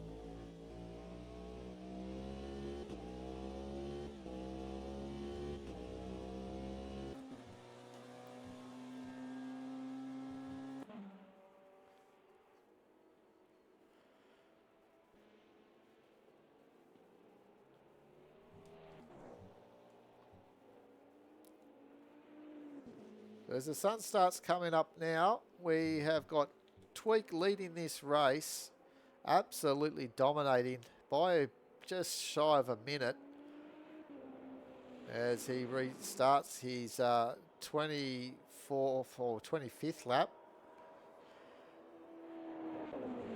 And second is No Frills in the BMW. He's been solid right through this race, No Frills as well.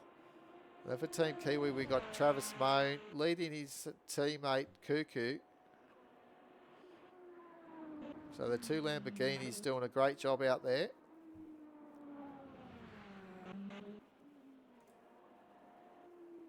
And this is, I think it was actually Petey, so it wasn't a slower car. I think this is where Longy was coming up to the back of Petey to put a position, to try and make a position up, and just got caught of that aero wash. So Petey's in 5th position. And then Esky Man's doing a good job for Newcastle Racing. Oh, sorry, Petey's also doing it for Team Arse. And Esky Man for Newcastle Racing. Longy for Team ANZ CRL in 7th position. And then we got the Bloody Nine. And he's running around in Hopes and Dreams, fellow teammate of Stu, who's currently in 15th. Bo Kane for Team ANZ CRL in 9th. Lucas Harvey for Bapo Racing. And he's teamed up with Bales, who's in 14th. So they're doing a good little job, the yellow banana Porsche. And then Imperial for the BMW for Mag Imperial Racing. So I think it's for Magic Mass and Imperial. So Magic Mass is one of the drivers that actually we have lost. So not too sure what happened there with him, but he was going fairly well. He got caught out a couple of times with the tyres a bit cold, and then I think he might have had a bit of another spin we saw with a bit of aero wash, I think, through the Porsche chicanes. I'm not 100% sure there, but we've had a couple of incidents with a few of the drivers. Now, Truey in 12th position for BMW as well. So he's driving with TNF Racing with No Frills, who's currently in 2nd position. So they get some good points at the moment as well. Left, we've been loving this Alpine actually. Down in 13th position, but his fuel economy is fairly good. So he's a bit of out of sequence. So depending how it rolls at the end of this race, if he can just squeeze out and not get that one extra pit stop, he'll jump these positions from these other drivers that may have to do with splash and dash. I'm not too sure how to work out. Don't have all this information and calculators in front of me to work it all out. But he's the only the Alpine in the on the grid because his teammate Smithy isn't here. And he's Stu, the man that makes it all happen, with a great team of admin here at GTL as well. So it's not just Stu, but I tell you what, he's got a lot of heart into this league, and does a great job. And got a great community behind him, as the admin also do a lot of work, and they work really well. So he's doing it for the Hopes and Dreams with the Bloody Nine. We mentioned Bales McKenzie driving alongside Lucas Harvey, the yellow bananas. And Brock Buster's doing it as well on his own, AMS Oz Purebred Racing. Unicorns in the pits for Newcastle Racing. And then Max Power doing it for the Power BS Racing. And the real BS isn't here tonight either, so he's solo running. So we've got most of the teams, I think all the teams are out there running. Team Triple R obviously have left. I mentioned with him, the only Alpine. And the only Alpine actually signed up for the series. So while we have a look at that, let's just have a little look to see where the Team Triple R are. Team Triple R in 12th position, only on 6 points, so they've been struggling quite a little bit. But Wes left actually on the grid, 23rd. And then Smithy up in 15th, but not making the grid tonight. So there you go. It does hurt for the teams when you can't get your two drivers here in this pretty tight league. There's a lot of good talent out there on track at the moment. Let's have a look to see here. Esky Man picked up those pieces after long. He had that spin, so that wasn't very helpful for the Team ANZ CRL guys. As Longy now comes in, 7.5, so he's due for his stop anyway. As will Bo Kane, so in he comes. And Lucas Harvey is going to stay out, so he's got enough fuel here in the Porsche. He's going to make that position up. Bouncing over the curbs. It's good to see that his connection seems to be stable again. It was all over the shot there early in the race. And, but off he goes up into 8th position.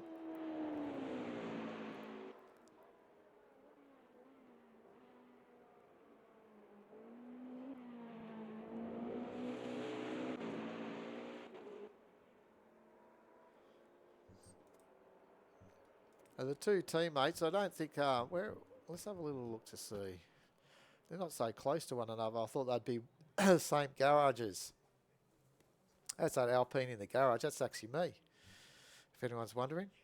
That's because I didn't get the race director allocation. They'd already started the lobby by the time I got here. So I was able to still get this broadcast to everyone. And I hope that everyone that's re-watching it after the race get something out of it. How's that, the battery start? Doesn't that sound good, guys? Just the silence, and then when the combustion engine then kicks in, it's pretty cool. So he's going to have a clear track when he exits here, so that's good for Bo Kane.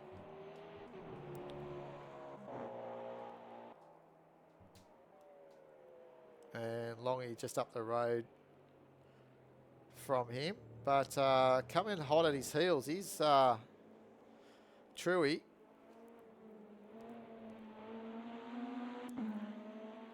In the BMW.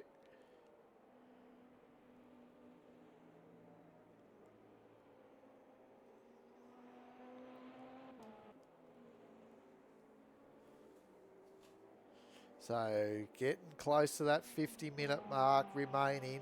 They've been running good hour and a half now with this 2 hour 24-minute race.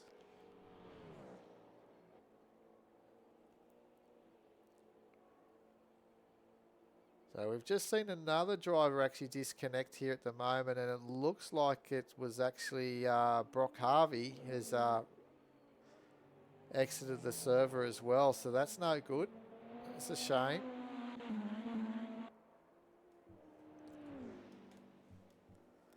So we're left with 17 still going on the grid, and we're just keeping an eye on Truey 84 here as he's winding it up and slowly catching the back of Bo Kane. And Bo's come out with new set of tyres, I'd say, and full tank of fuel.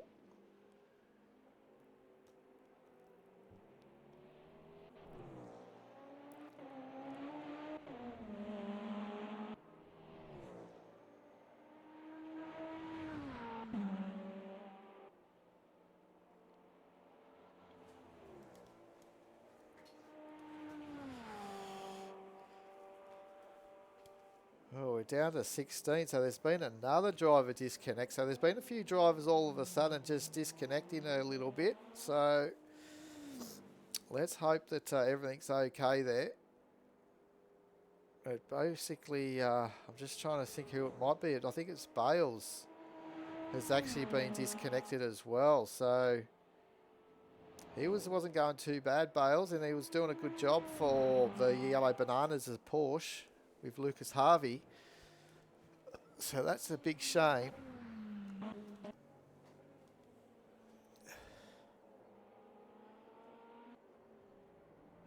So it looks like Bo Kane is actually doing just enough to keep Truey at bay on this out lap of his. So he'd be happy about that.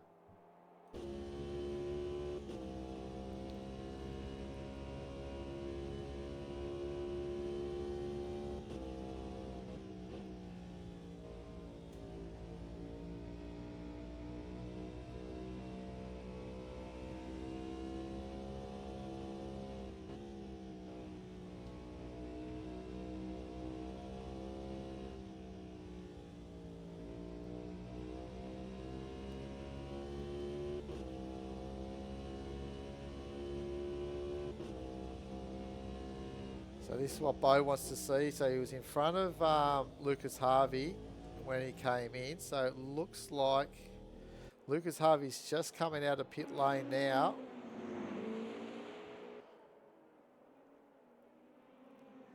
And Bo Kane's coming up into the Dunlop chicane. So going to be interesting to see how these guys go. They're not too far apart. The old hot tyres versus cold tyres. So be very interesting. They've been having an awesome battle right through this race, both Bo Kane and Lucas Harvey.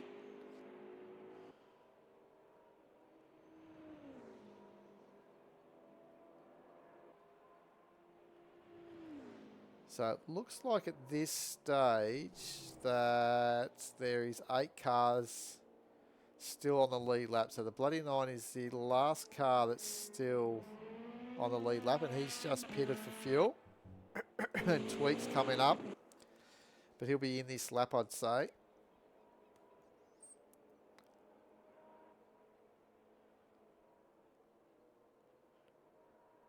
So it's pretty good performance here by Tweak. Slowly getting them the whole field. I don't think he's going to get the whole field lap, that's for sure, because he's got still some fast drivers in that top 5. But he'll be aiming to probably get both the Bloody Nine here, which he should do, and also Longy and possibly Travis Moan by the end of this race. So 46 minutes remaining.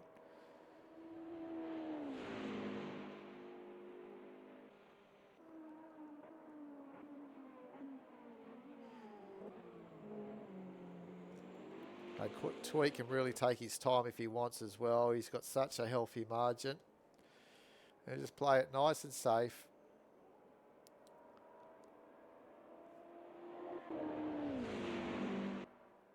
Hey, Illicit. How are you, mate? Petey, yeah, he's in 4th position. He's well and truly in the shot for a podium. I would not write him off one bit. He's been doing pretty good. I think though, we'll see Esky Man. So yeah, both these guys have to pit. So Petey's on 27 litres of fuel. Esky's on 13. He normally comes into the pits with hardly any fuel. Travis Moan, who's now crossing the start-finish line, he's pitted. So just depends where Petey pops out. I think with a pit stop, Petey may lose it to Travis Moan. I think he will. But Cuckoo's going to be in this lap as well, and so will No Frills. So they're all due for a pit stop.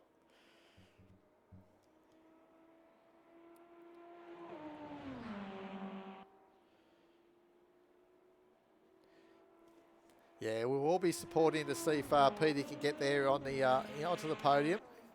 It's been a entertaining race, that's for sure. A long way still to go. Most leagues will only run a race for about 45 minutes, and that's pretty much what we got. We got 44 minutes remaining of this race.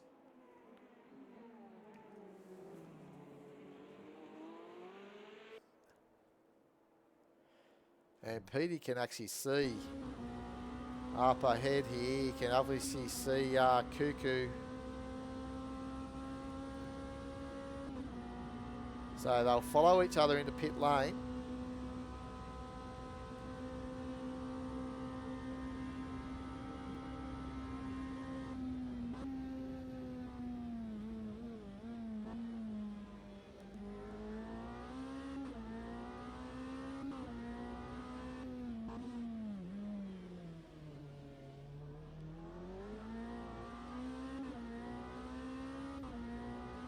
He's actually catching, I'd say, Cuckoo on this lap around.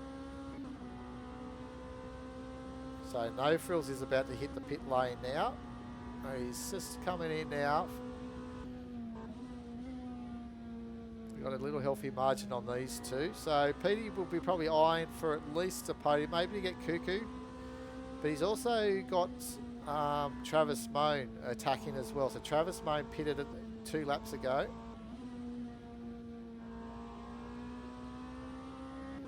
And Travis Moan is 6th position, so he's coming up towards Indianapolis now on the map.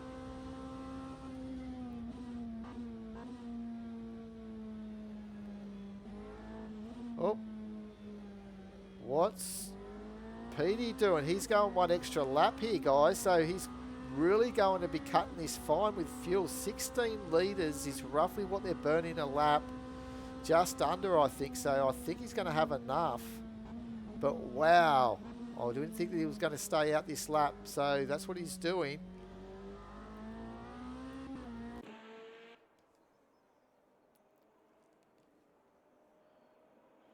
That's it. I've been watching it for so long. I have not been noting it down on my notepad. I don't even have a pen or anything near me to release it. But I think they're getting around about, let's say probably 5 or 6 laps possibly.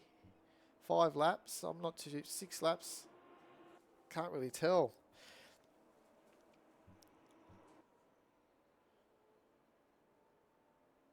They'll be doing more than 5 laps, that's for sure. I know that the Cadillacs is actually going 1 less lap than most cars. Just can't quite get there. But he's definitely going to come in this time around. I think most of the drivers are going to have to pit once more before they get to the end. It's been going roughly 20 minutes, just over 20 minutes, I'd say.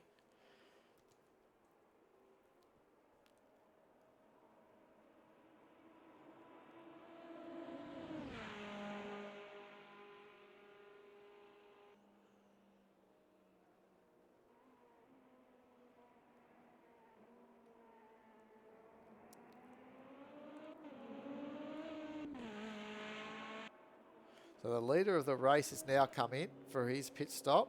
He's come in with 2.3 litres of fuel.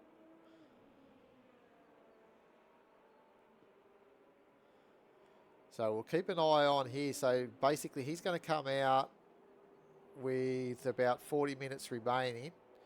And we'll see when he pits if he takes it over 20 minutes. Which I think they do. So it's going to be close. Probably only 1 more stop for Tweak to get to the end. Someone like Longy with his fuel burn that they're doing, I think they're going to have to do 1 extra stop, to be honest. I don't think they're going to make it with only 1 more stop. They're going to have to do 2, I think, the Cadillacs. So that's a shame for those guys. But let's get back up to, they're all filled up. So Petey's the next man coming on through. He's going to be cutting it fine with his fuel. So he was at 16 litres when he crossed the start-finish line. Without me actually knowing the right figure of 16 litres a lap, that's what I was sort of gauging. So he'll be wanting to have only about 15.5 litres or so that he's burning a lap. So slowly going down on him, 3.7 litres. He should get there. I don't think we have to worry. But it's going to be close, that's for sure.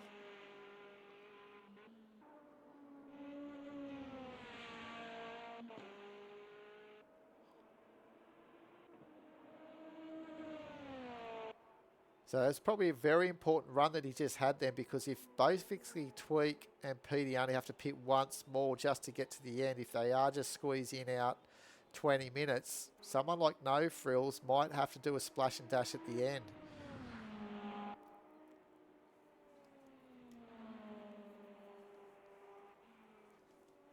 Yeah, that's no worry, illicit, but we'll keep an eye on it now, so you don't have guys can't see the timing just because of the graphic I've been given with GTL up the top. But it's basically 38 minutes remaining, and when Tweak sort of left, it was around about 40 minutes remaining. So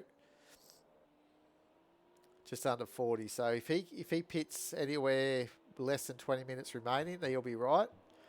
But these other drivers, it's going to be interesting just to see if they have to pit before 20 minutes remaining. They're going to need a splash and dash to get to the end on their final stint.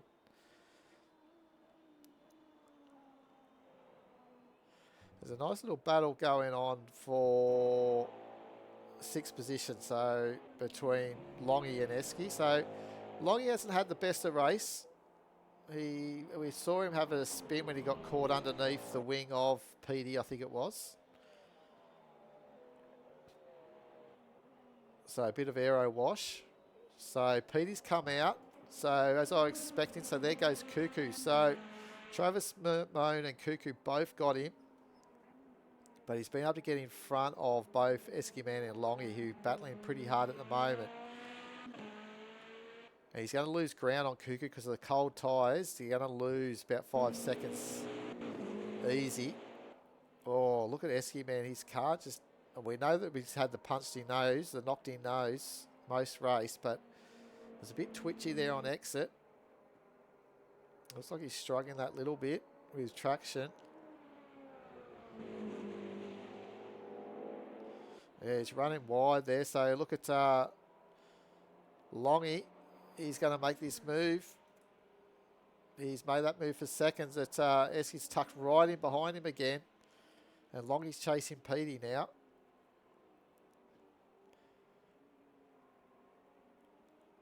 And look at Esky chasing after Longy, tracking him on the track as well.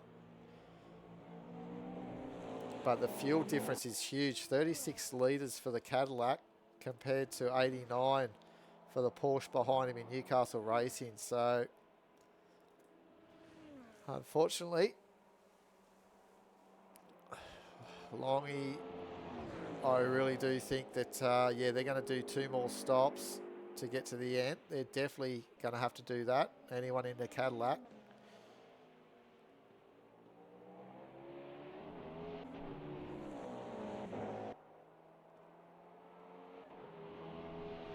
That's the beautiful thing about endurance racing.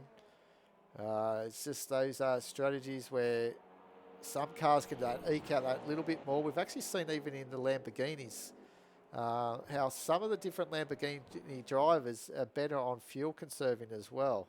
So just the way that they drive, how they attack using the battery as well. Obviously the battery saves fuel. So the more that they can utilise that battery, it helps them.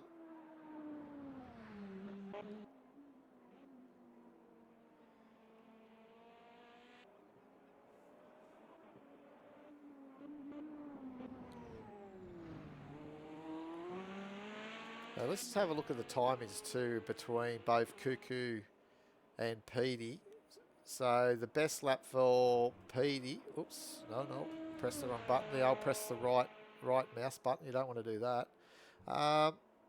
Petey's best lap is a 3:29.6. And his last lap was well, because he pitted 4:29, so it's the same as Cuckoo. So he had a better out lap than Cuckoo on the out laps.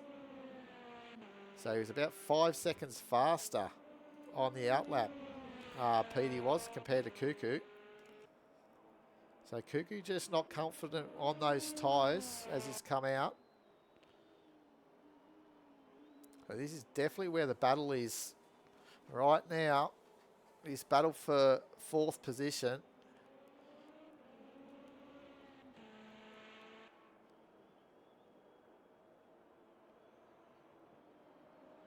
And not too far away from these lot is as well is both Longy and Esky Man as well. So this is a great, could be a 4-way battle near the end of this race. One would think that Longy would actually be 4th position here at this stage if he didn't have that spin. But I think everyone, to be honest, has all had their little moments. So it's probably evened out in the end.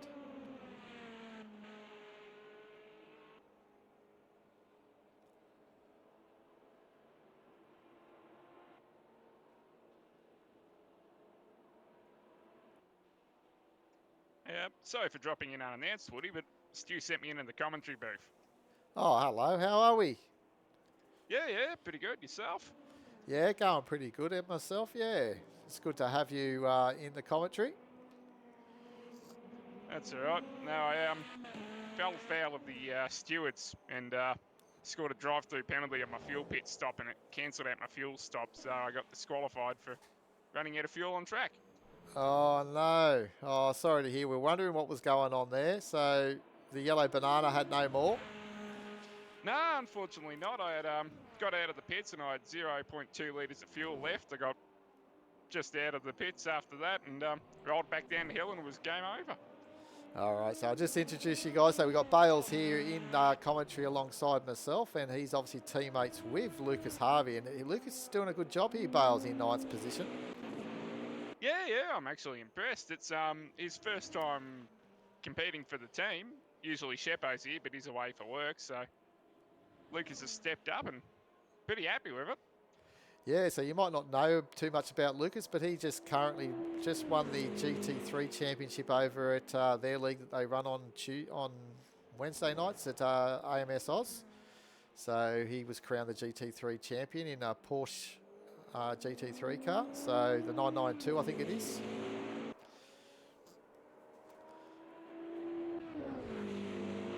So pretty handy driver. Yeah, so. Little young go-karter as well. He's only a whippersnipper, so he's looking towards a motorsport career by the looks of things in real life as well. All right, well that's pretty good then.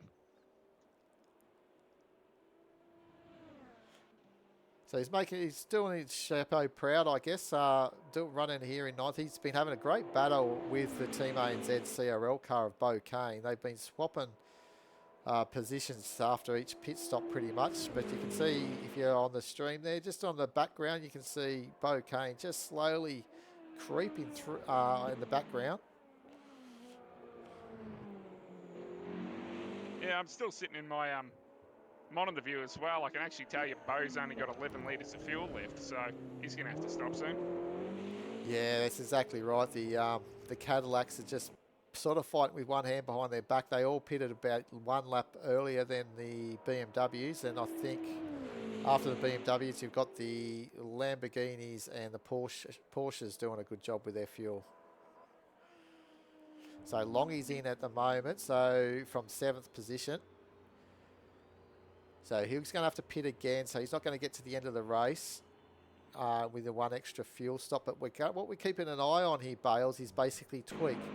And to see if he can make it for another 10 minutes without pitting. If he can do that, he'll be able to get to the end with the one more stop, like just the one stop only.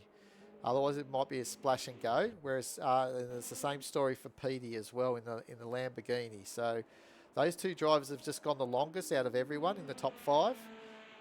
Basically one lap longer than the other 3 drivers.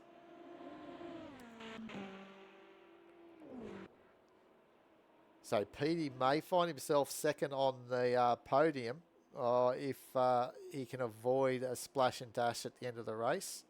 But if all the other drivers can get to the 20-minute mark, they'll be able to get to the end of the race as well. So we're going to keep an eye on the 2nd, 3rd and 4th and see how they fare.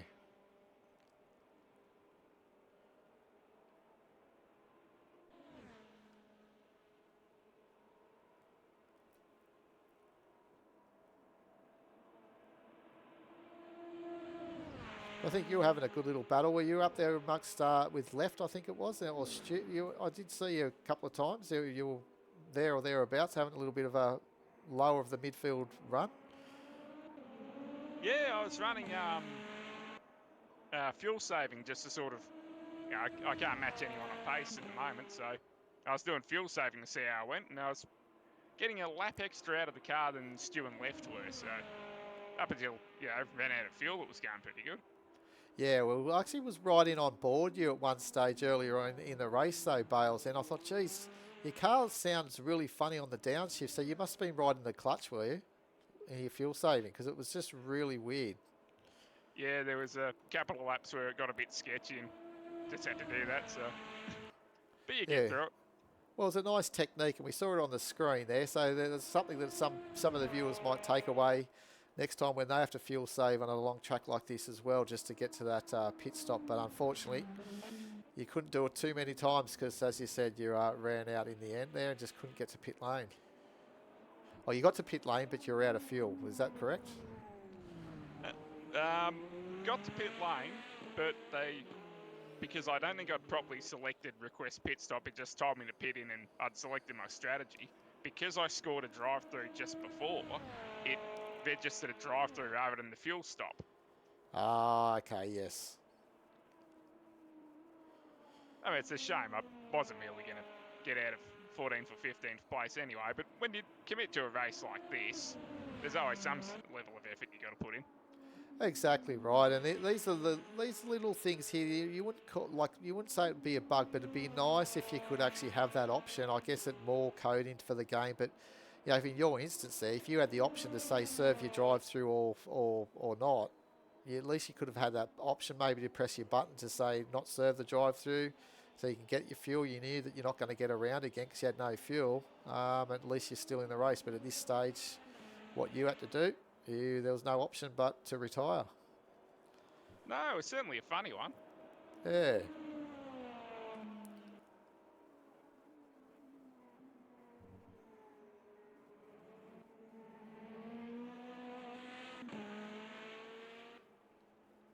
So we can see Petey just slowly catching again on Cuckoo. I'll just bring up the timings here. So we've got last lap there, Cuckoo did a 3:31.8 and Petey did a 3:30.9. So again, a second faster, but then faster again was Eskiman in the Porsche in 6th with a 3:30.7. So a little bit faster than Petey. So they are both catching Cuckoo, who's in 4th position. So stay on the edge of your seats here, guys, because we've got 6 minutes remaining before we know if these drivers are going to have to make a little bit of an extra splash. But I think they should be right by looking at that fuel. No, I'm looking at Petey's actually. Cuckoo at 44 litres. They're burning about 16 litres a lap. He should be right, I think, just to get there with only... I think all these drivers will be able to just do one more stop.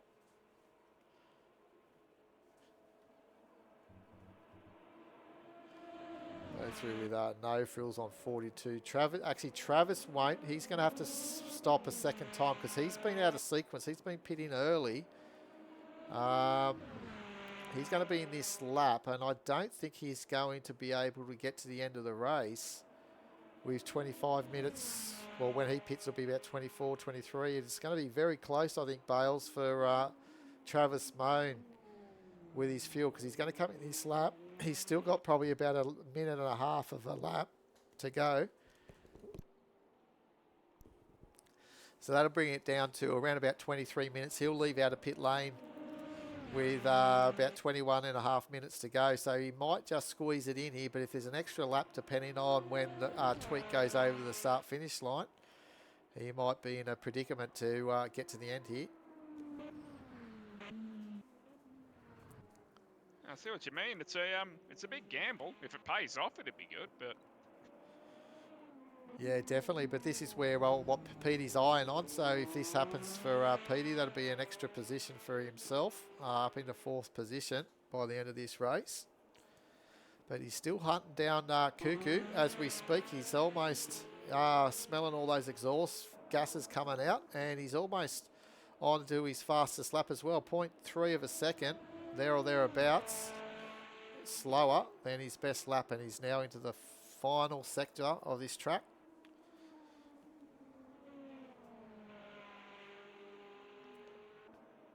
From about second to sixth, I'd say he's certainly doing the best on fuel strategy. Yeah, Pete, he's following basically Tweak by the looks of things. He's been pitting when Tweak does.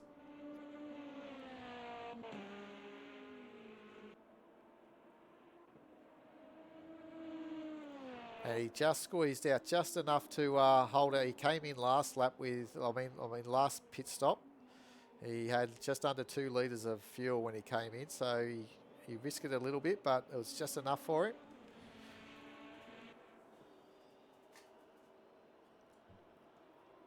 Yeah, I see Travis has done something similar. He's pulled in with 2 litres left in the tank as well. So it's good if you can work out the sums and get it to work. Yeah, definitely.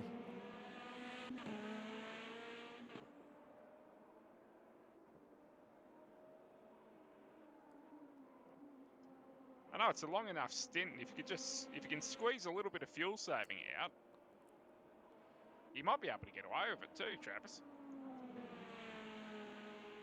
Yeah, that's it. So there's 23 minutes remaining here. He'll leave, as I said, there'll be 22 odd minutes to go.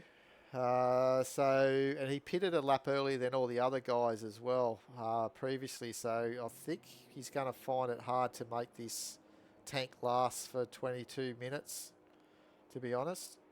As you said, unless he does some fuel saving, that's the only way I think he's going to get to the end of the race. And then there's the what if. What if when he's going through, he's still got to do that one more lap because of where Tweak was when the timer ran out. So you can never be too sure here in these endurance races, and that's why we keep coming back for more. As Imperial comes in on the BMW, his teammate Magic Massey was going well, but retired. I don't know what happened with Magic.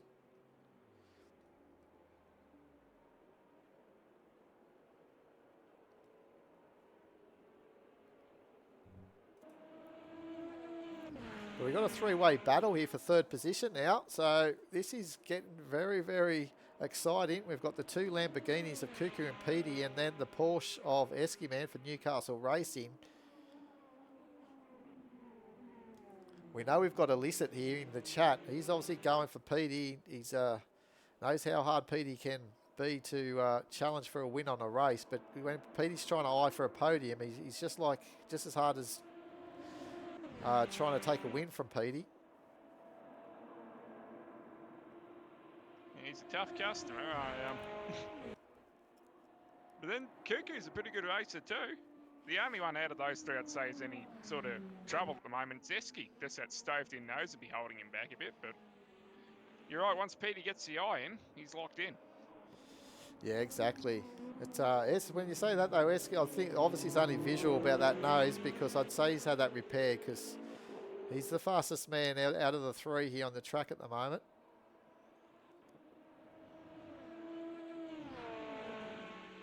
Well, if he can hold on to the slipstream, he certainly will be. Definitely. He and Cuckoo would probably, I dare say they'd both be pitting not this lap, next lap. Yeah, as I said, about 16 litres they burn, so it's going to be close. Cuckoo's on 18 litres at the moment, so I guess he could probably, he'll be able to do another lap. Actually, when I say 16, it's probably about 14 litres, sorry. Yeah, I'm not pulling their lap times, but I was getting, worst one over there was 15 litres. Oh, no, he's pitting.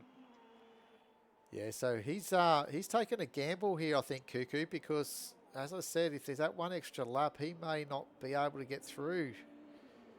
20 minutes is really, well, the timer's going down. So I keep forgetting about that. It's the time that he's going to be in the pits as well before he leaves. So he might just get out of this okay. And you'd also know as well how much ground you make up with warmer tyres. When you come out with those cold tyres, Bales, it's a bit of a handful, isn't it, this first section of the track? Yeah, that beautiful right hand, sweeping right over the hill, heading towards the where we are now. Petey's just gone over. Yeah. Yeah, exactly. That's where we've seen plenty of cars. That's where Magic Mass come undone as well. And we saw he wasn't the only one either. There was plenty of cars that lost it through that part. Yeah, I went backwards through there once, so it's easy done if you're not focusing. And that's exactly it. That's what happens with these longer races. That focus, isn't it? They've been driving now for 2 hours. Take also that they did some practice beforehand, and the guys that had to do some qualifying as well. So they've been behind the wheel for quite a long time. You could almost say 3 hours by the time this race ends. So it's a long time to be sitting in that seat. Yeah, it certainly is. I know the cars may not be real, but the fatigue certainly is. Yeah, definitely agree with that. But we're in a good time of the year now, a bit of winter, it's a bit cooler, we're not so sweaty in the summer, so that's an advantage, I think, for any sim racer. They always love the winter wherever you are in the world.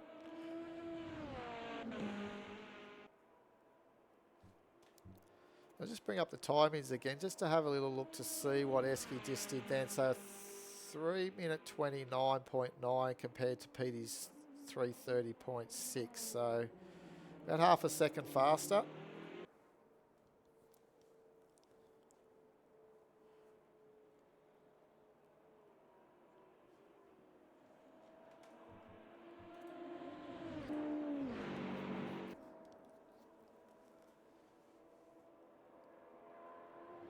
So odds on if Esky's got to pit this lap unless he's got some brilliant fuel saving like he usually does, but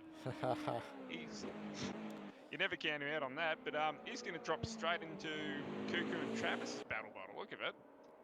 Yeah, that's what's been usually happening. And as you can see, well, Travis has made a little bit of ground on Cuckoo, I'd say, through that pit cycle. But again, we just don't know if Travis is going to get to the end after he pitted that lap earlier than Cuckoo.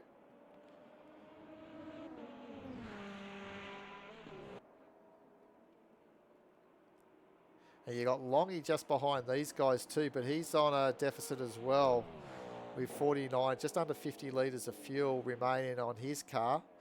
But he's been on the back of Travis and Cuckoo all race long, and he made a couple of little mistakes which dropped him, but every time it gets near him, he has to pit. So it looks like it's going to be that scenario again, but he's on the move, Longy.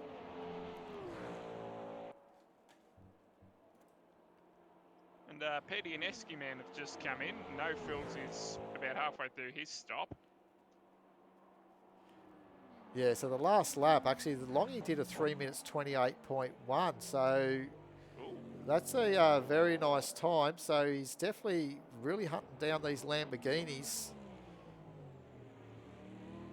So Petey's elected to pit as well, so he's not, if that's what you said, sorry if that's what you just mentioned, but the three of them have all pitted, so that takes out any difference in strategy there. It'll be the time that it takes from in pit lane while they wait. So let's see if Petey actually gets Esky Man here.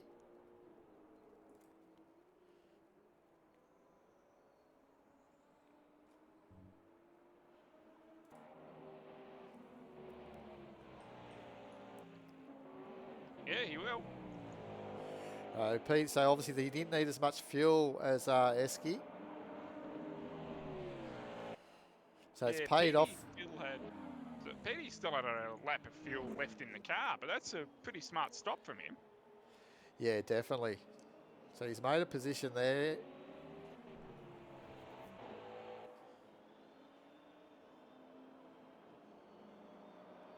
Tweaks just pulled into the pits as well. Oh, Longy was really right on the back now of Travis Moan, just giving Travis a hard time, making the most of this mid-fuel tank that he's running at the moment. Is Longy. And this is what he's been needing all race. He's been needing to stay behind some of these drivers in the mid part of the race. Trying to save fuel would have probably helped the Cadillacs. But he's been going all out. It looks like he's going to make a move here up into the Moose Lane chicane.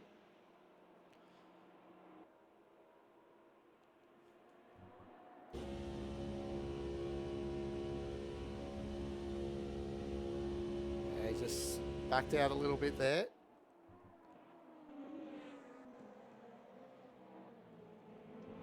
just in front of that, Cuckoo and Eskiman are now battling again. Nice battle this one, isn't it? So Eskiman right in the middle. Cars. And Eskiman will be on colder tyres as well, I reckon, so that's going to hurt him a little. And here comes Longy. He's going to try and make a move. No, he's not. He's going to elect just to hold back. It was going to be too risky to try and dive them down there with a nose on Esky, but Esky's doing a great job.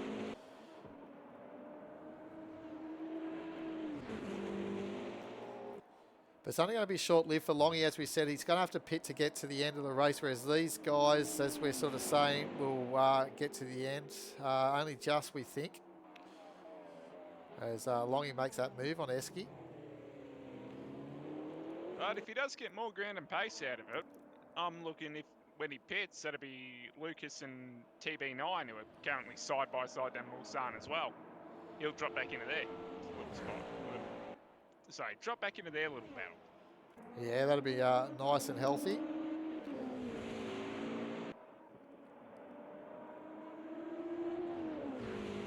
So here comes Lucas, your teammate, doing a great job. Trying to see if he can get back in front of the Bloody Nine. No, he was in there in front a little while ago, but the Bloody Nine got him under brakes, but here we go. I don't think Lucas has been too confident on the brakes, to be honest. There's been a couple of times there where he's been in front, especially early in the race, while he's getting to grips with these cars, braking a little bit earlier than everyone else.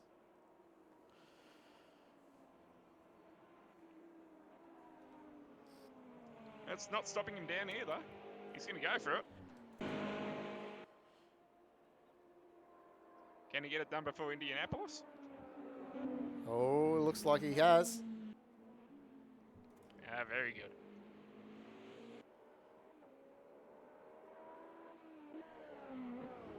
So he's got 52 litres on board, and same roughly for the Bloody Nine, 51 litres. So looks like they're going to just be able to scrape it home with that fuel. We're not too sure, actually, to be honest, when you're looking at Cuckoo's on 77 litres. So those guys may need a little splash to get to the end. Both Lucas and the Bloody Nine. Yeah, it'll be close. Bloody Nine just ran wide there. Almost took it down the grass, but kept a hold of it. Might be a bit of the old red mist descending. Oh, both, we got one of the Team Kiwi cars in the war, which is Cuckoo. Oh, no. Right at that corner where you say where the cars are a little bit light on the little right-hander before they come to the Muse lane. So that puts Cuckoo down into 7th position. Brings Petey up into the podium position, into 3rd position. He's been eyeing this 3rd all race, Petey. And it's still a 3-way battle here for 4th position.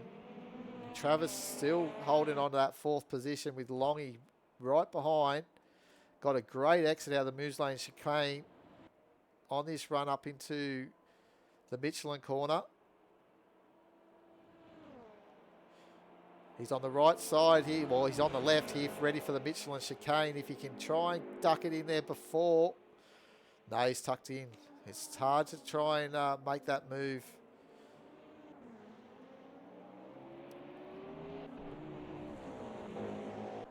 Unfortunately, we're going to see Longy out of this battle this lap around because he's going to have to come in for fuel. So we'll see if he does pop out in front of Lucas.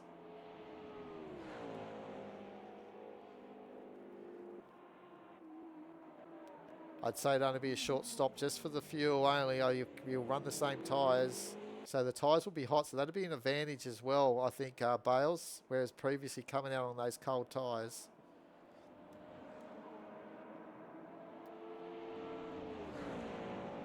Yeah, and in my stops, I only change the tyres once, and it just helps because you don't have to spend 2 laps warming them up. And they get cold enough going around Circuit del Surf anyway. Oh, sorry, just watching Longy. He's having a real good crack. Yeah, he definitely is. He won't die wondering, that's for sure. Oh, Petey's gone off. So we've just seen Oh! Petey's been in the wall. He's crabbing. So busy watching that, yeah. So he's had a massive moment coming into Arnage. Oh, not even Arnage, sorry. That was into Indianapolis because he's just gone through Arnage. So he's crabbing, so he's out of the equation. So at the moment, Travis Moan's into third. Let's hope he has enough fuel to get through. Oh, that amalgamator is hard, that would. That's poor Petey. He had a real good run with that fuel strategy, and it's just all come undone. It sure has. And it looks like Longy's going to have to hang to the right here because he's going to be coming into pit lane. And that's going to leave now the battle now for fourth position between Esky Man and Travis. So Esky's got 71 litres of fuel compared to Travis's 49. So this was the question mark we were saying about Travis pitting that a little bit earlier. Hopefully he's done all his calculations with 8 minutes remaining. What we were saying, 14 litres a lap. So he's going to be very close with that extra lap depending where it is. So we got 2 laps is 28 litres. And then we got 42 laps, 42 litres for 3 laps. And there's 8 minutes remaining. So 3 minute 30 for a lap. So we've got at least 3 laps remaining of this race. And Tweak is actually going over, getting close to the start-finish line. So I think we will see 3 laps of this race. Possibly, yeah, there'll be 3 more laps remaining.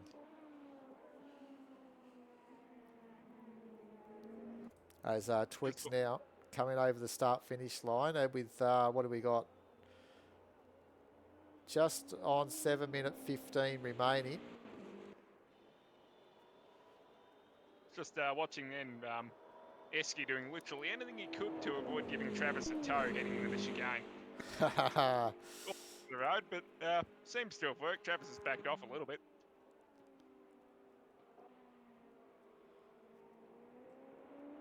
So Petey's had to be in pit lane for damage repair as well. So that's dropped him down even further now. Bo Kane's in there, just leaving pit lane after... Actually, Petey's just been disconnected for some reason. So maybe the ghost, maybe he just, the fight's gone out of him. But that's unfortunate. He was in pit lane and he is now gone. So...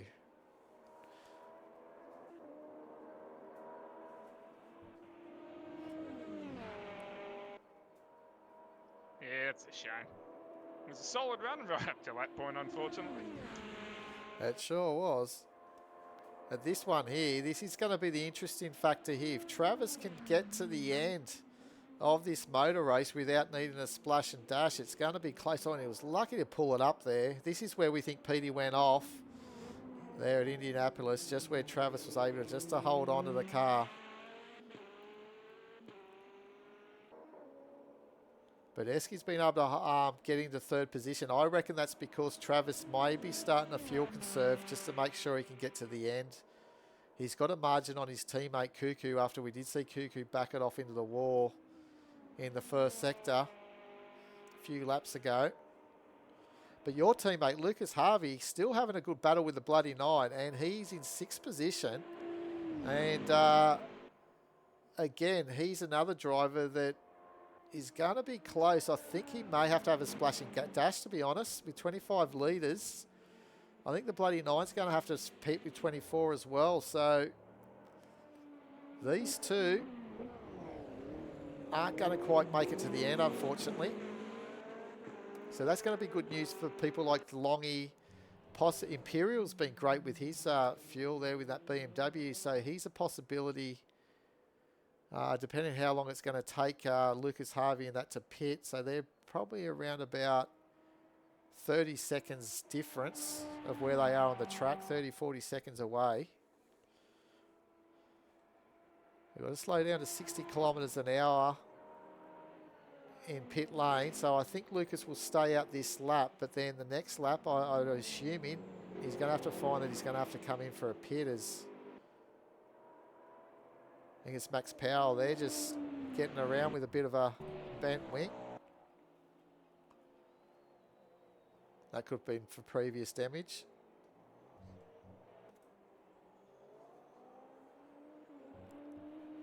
Yeah, I saw in the background of one of the shots, I think he ran wide and tagged the wall.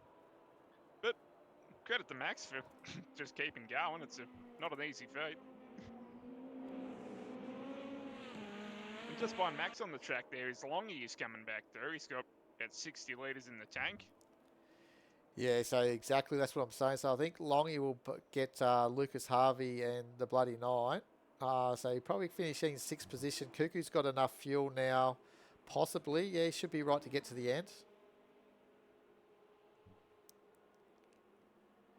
With 38 litres. So that's enough to do 2 laps. And Tweaks now coming onto the Moose Lane straight with 3 minutes 14. So there's unless he slows down, he's going to create another lap for everyone. He's got enough fuel, so he doesn't have to slow down. But if he does slow down, as I said, he's probably going to save a few drivers to get to the end. Yeah, I guess the ball's in his court there if he feels like being generous. Judging by his pace, I don't think he will be, but... Well, that last lap he did a 3:27, and his best is a 3:25.9. So he's definitely not slowing down, unless he's going to do it this lap. But he's knocked out a 3:27 the last lap there. So absolutely flying, Tweak. So we hear from Petey that the car never felt comfortable for him, and he would have had been stoked for 3rd. What a race, but unfortunately didn't get out of pit lane there. So unlucky there, Petey. It was a great battle. We had everyone on the edge of the seats enthralled, seeing what was going to happen there with that fuel strategy in the end. That less fuel that you needed to take you to the end as well obviously got you out of the pit lane a lot quicker, which was good to see. Much as we love watching battles, any battle you don't have to be a part of and you can just keep hot lapping is always good. Yeah, exactly.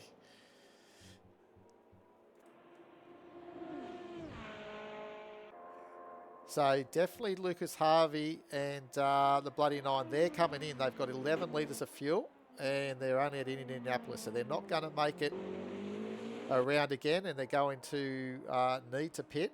So that's going to give Longy this position as he's right on the back of him now. So this will bring Longy up to 6th place. And that's probably about as far as he'll get because Cuckoo's got enough fuel to get to the end, I believe. With 28 litres as he goes over the line, and he's going to have to do 2 laps, as we're saying. It's going to be close there with 14 litres a lap. That's right on the money there, Bales. It will be. It'll be so close. He might have to get over the fuel, over the line, clutching it. Because, as I said, Tweak's still fanging it through the Porsche curves with 50 seconds to go. So he's definitely going to knock it over for another lap. So that'll be Travis. Who else? And Cuckoo might be at risk of fuel strategy there. Well, I think Cuckoo's the one that's going to have to pit. Anyone got more fuel than, say, 26 litres will probably... Yeah, so Travis will need a pit.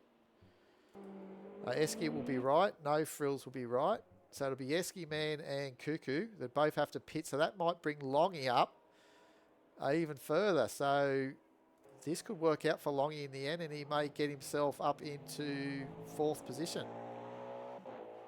That'll be a great run for the Cadillac.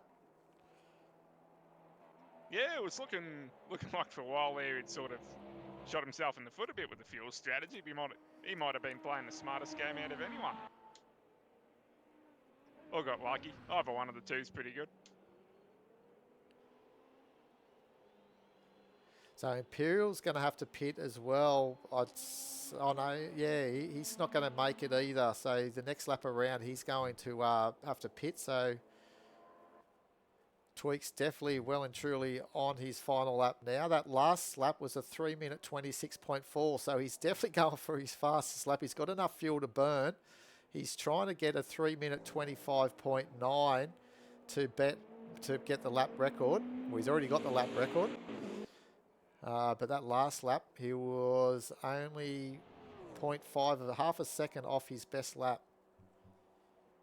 So he's definitely pushing, trying to get that Peter Brock famous fastest lap on the last lap.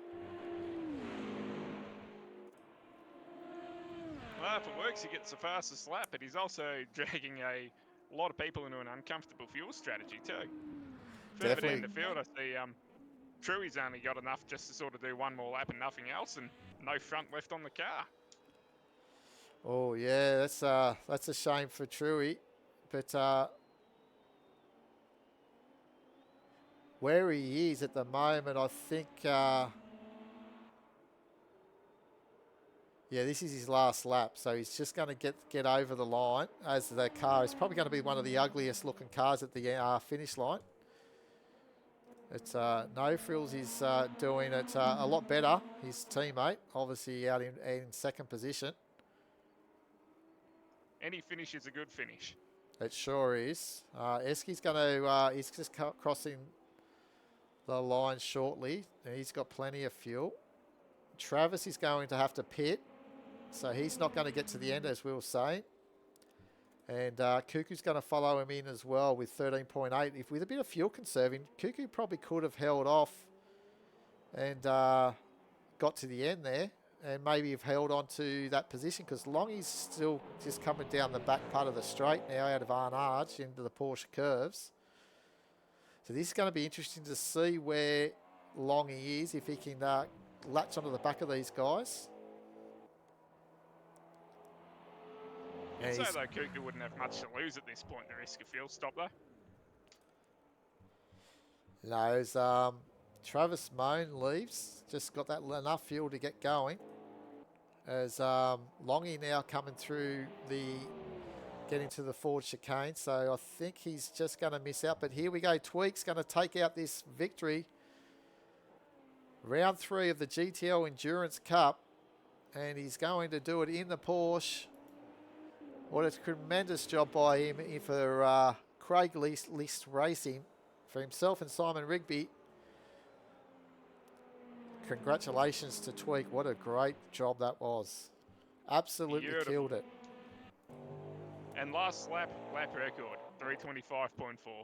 There you go. Unbelievable. So it looks like Longy is going to probably hold on to this 6th position. I don't think he's going to catch Cuckoo, because they're up on Muse Lane Straight now. It looks like Esky Man's okay. The one that we're looking at here is Lucas Harvey and the Bloody Nine. This is going to go right down to the wire, because actually they've just finished the race, sorry. So the Bloody Nine took 7th position from Lucas Harvey there from that change of the pit stop. So.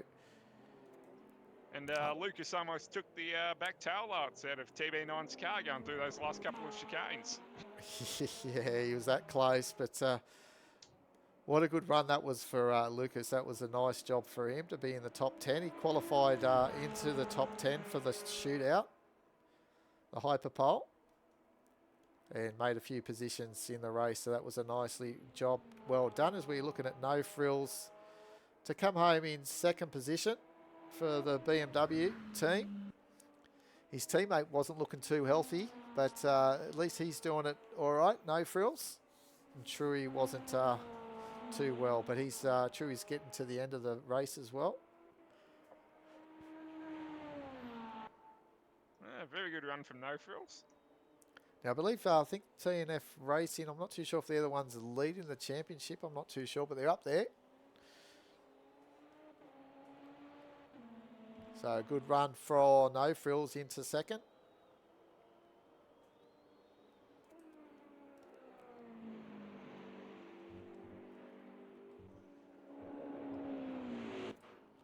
Here comes left in the Alpine for the French race. He comes home in 12th position.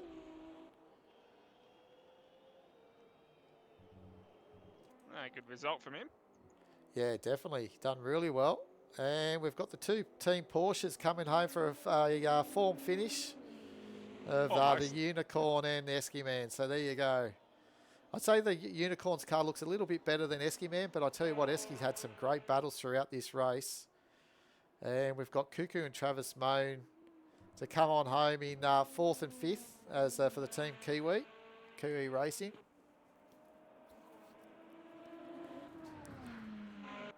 And further behind him is Longy, will be the last car to take the checker in 6th position.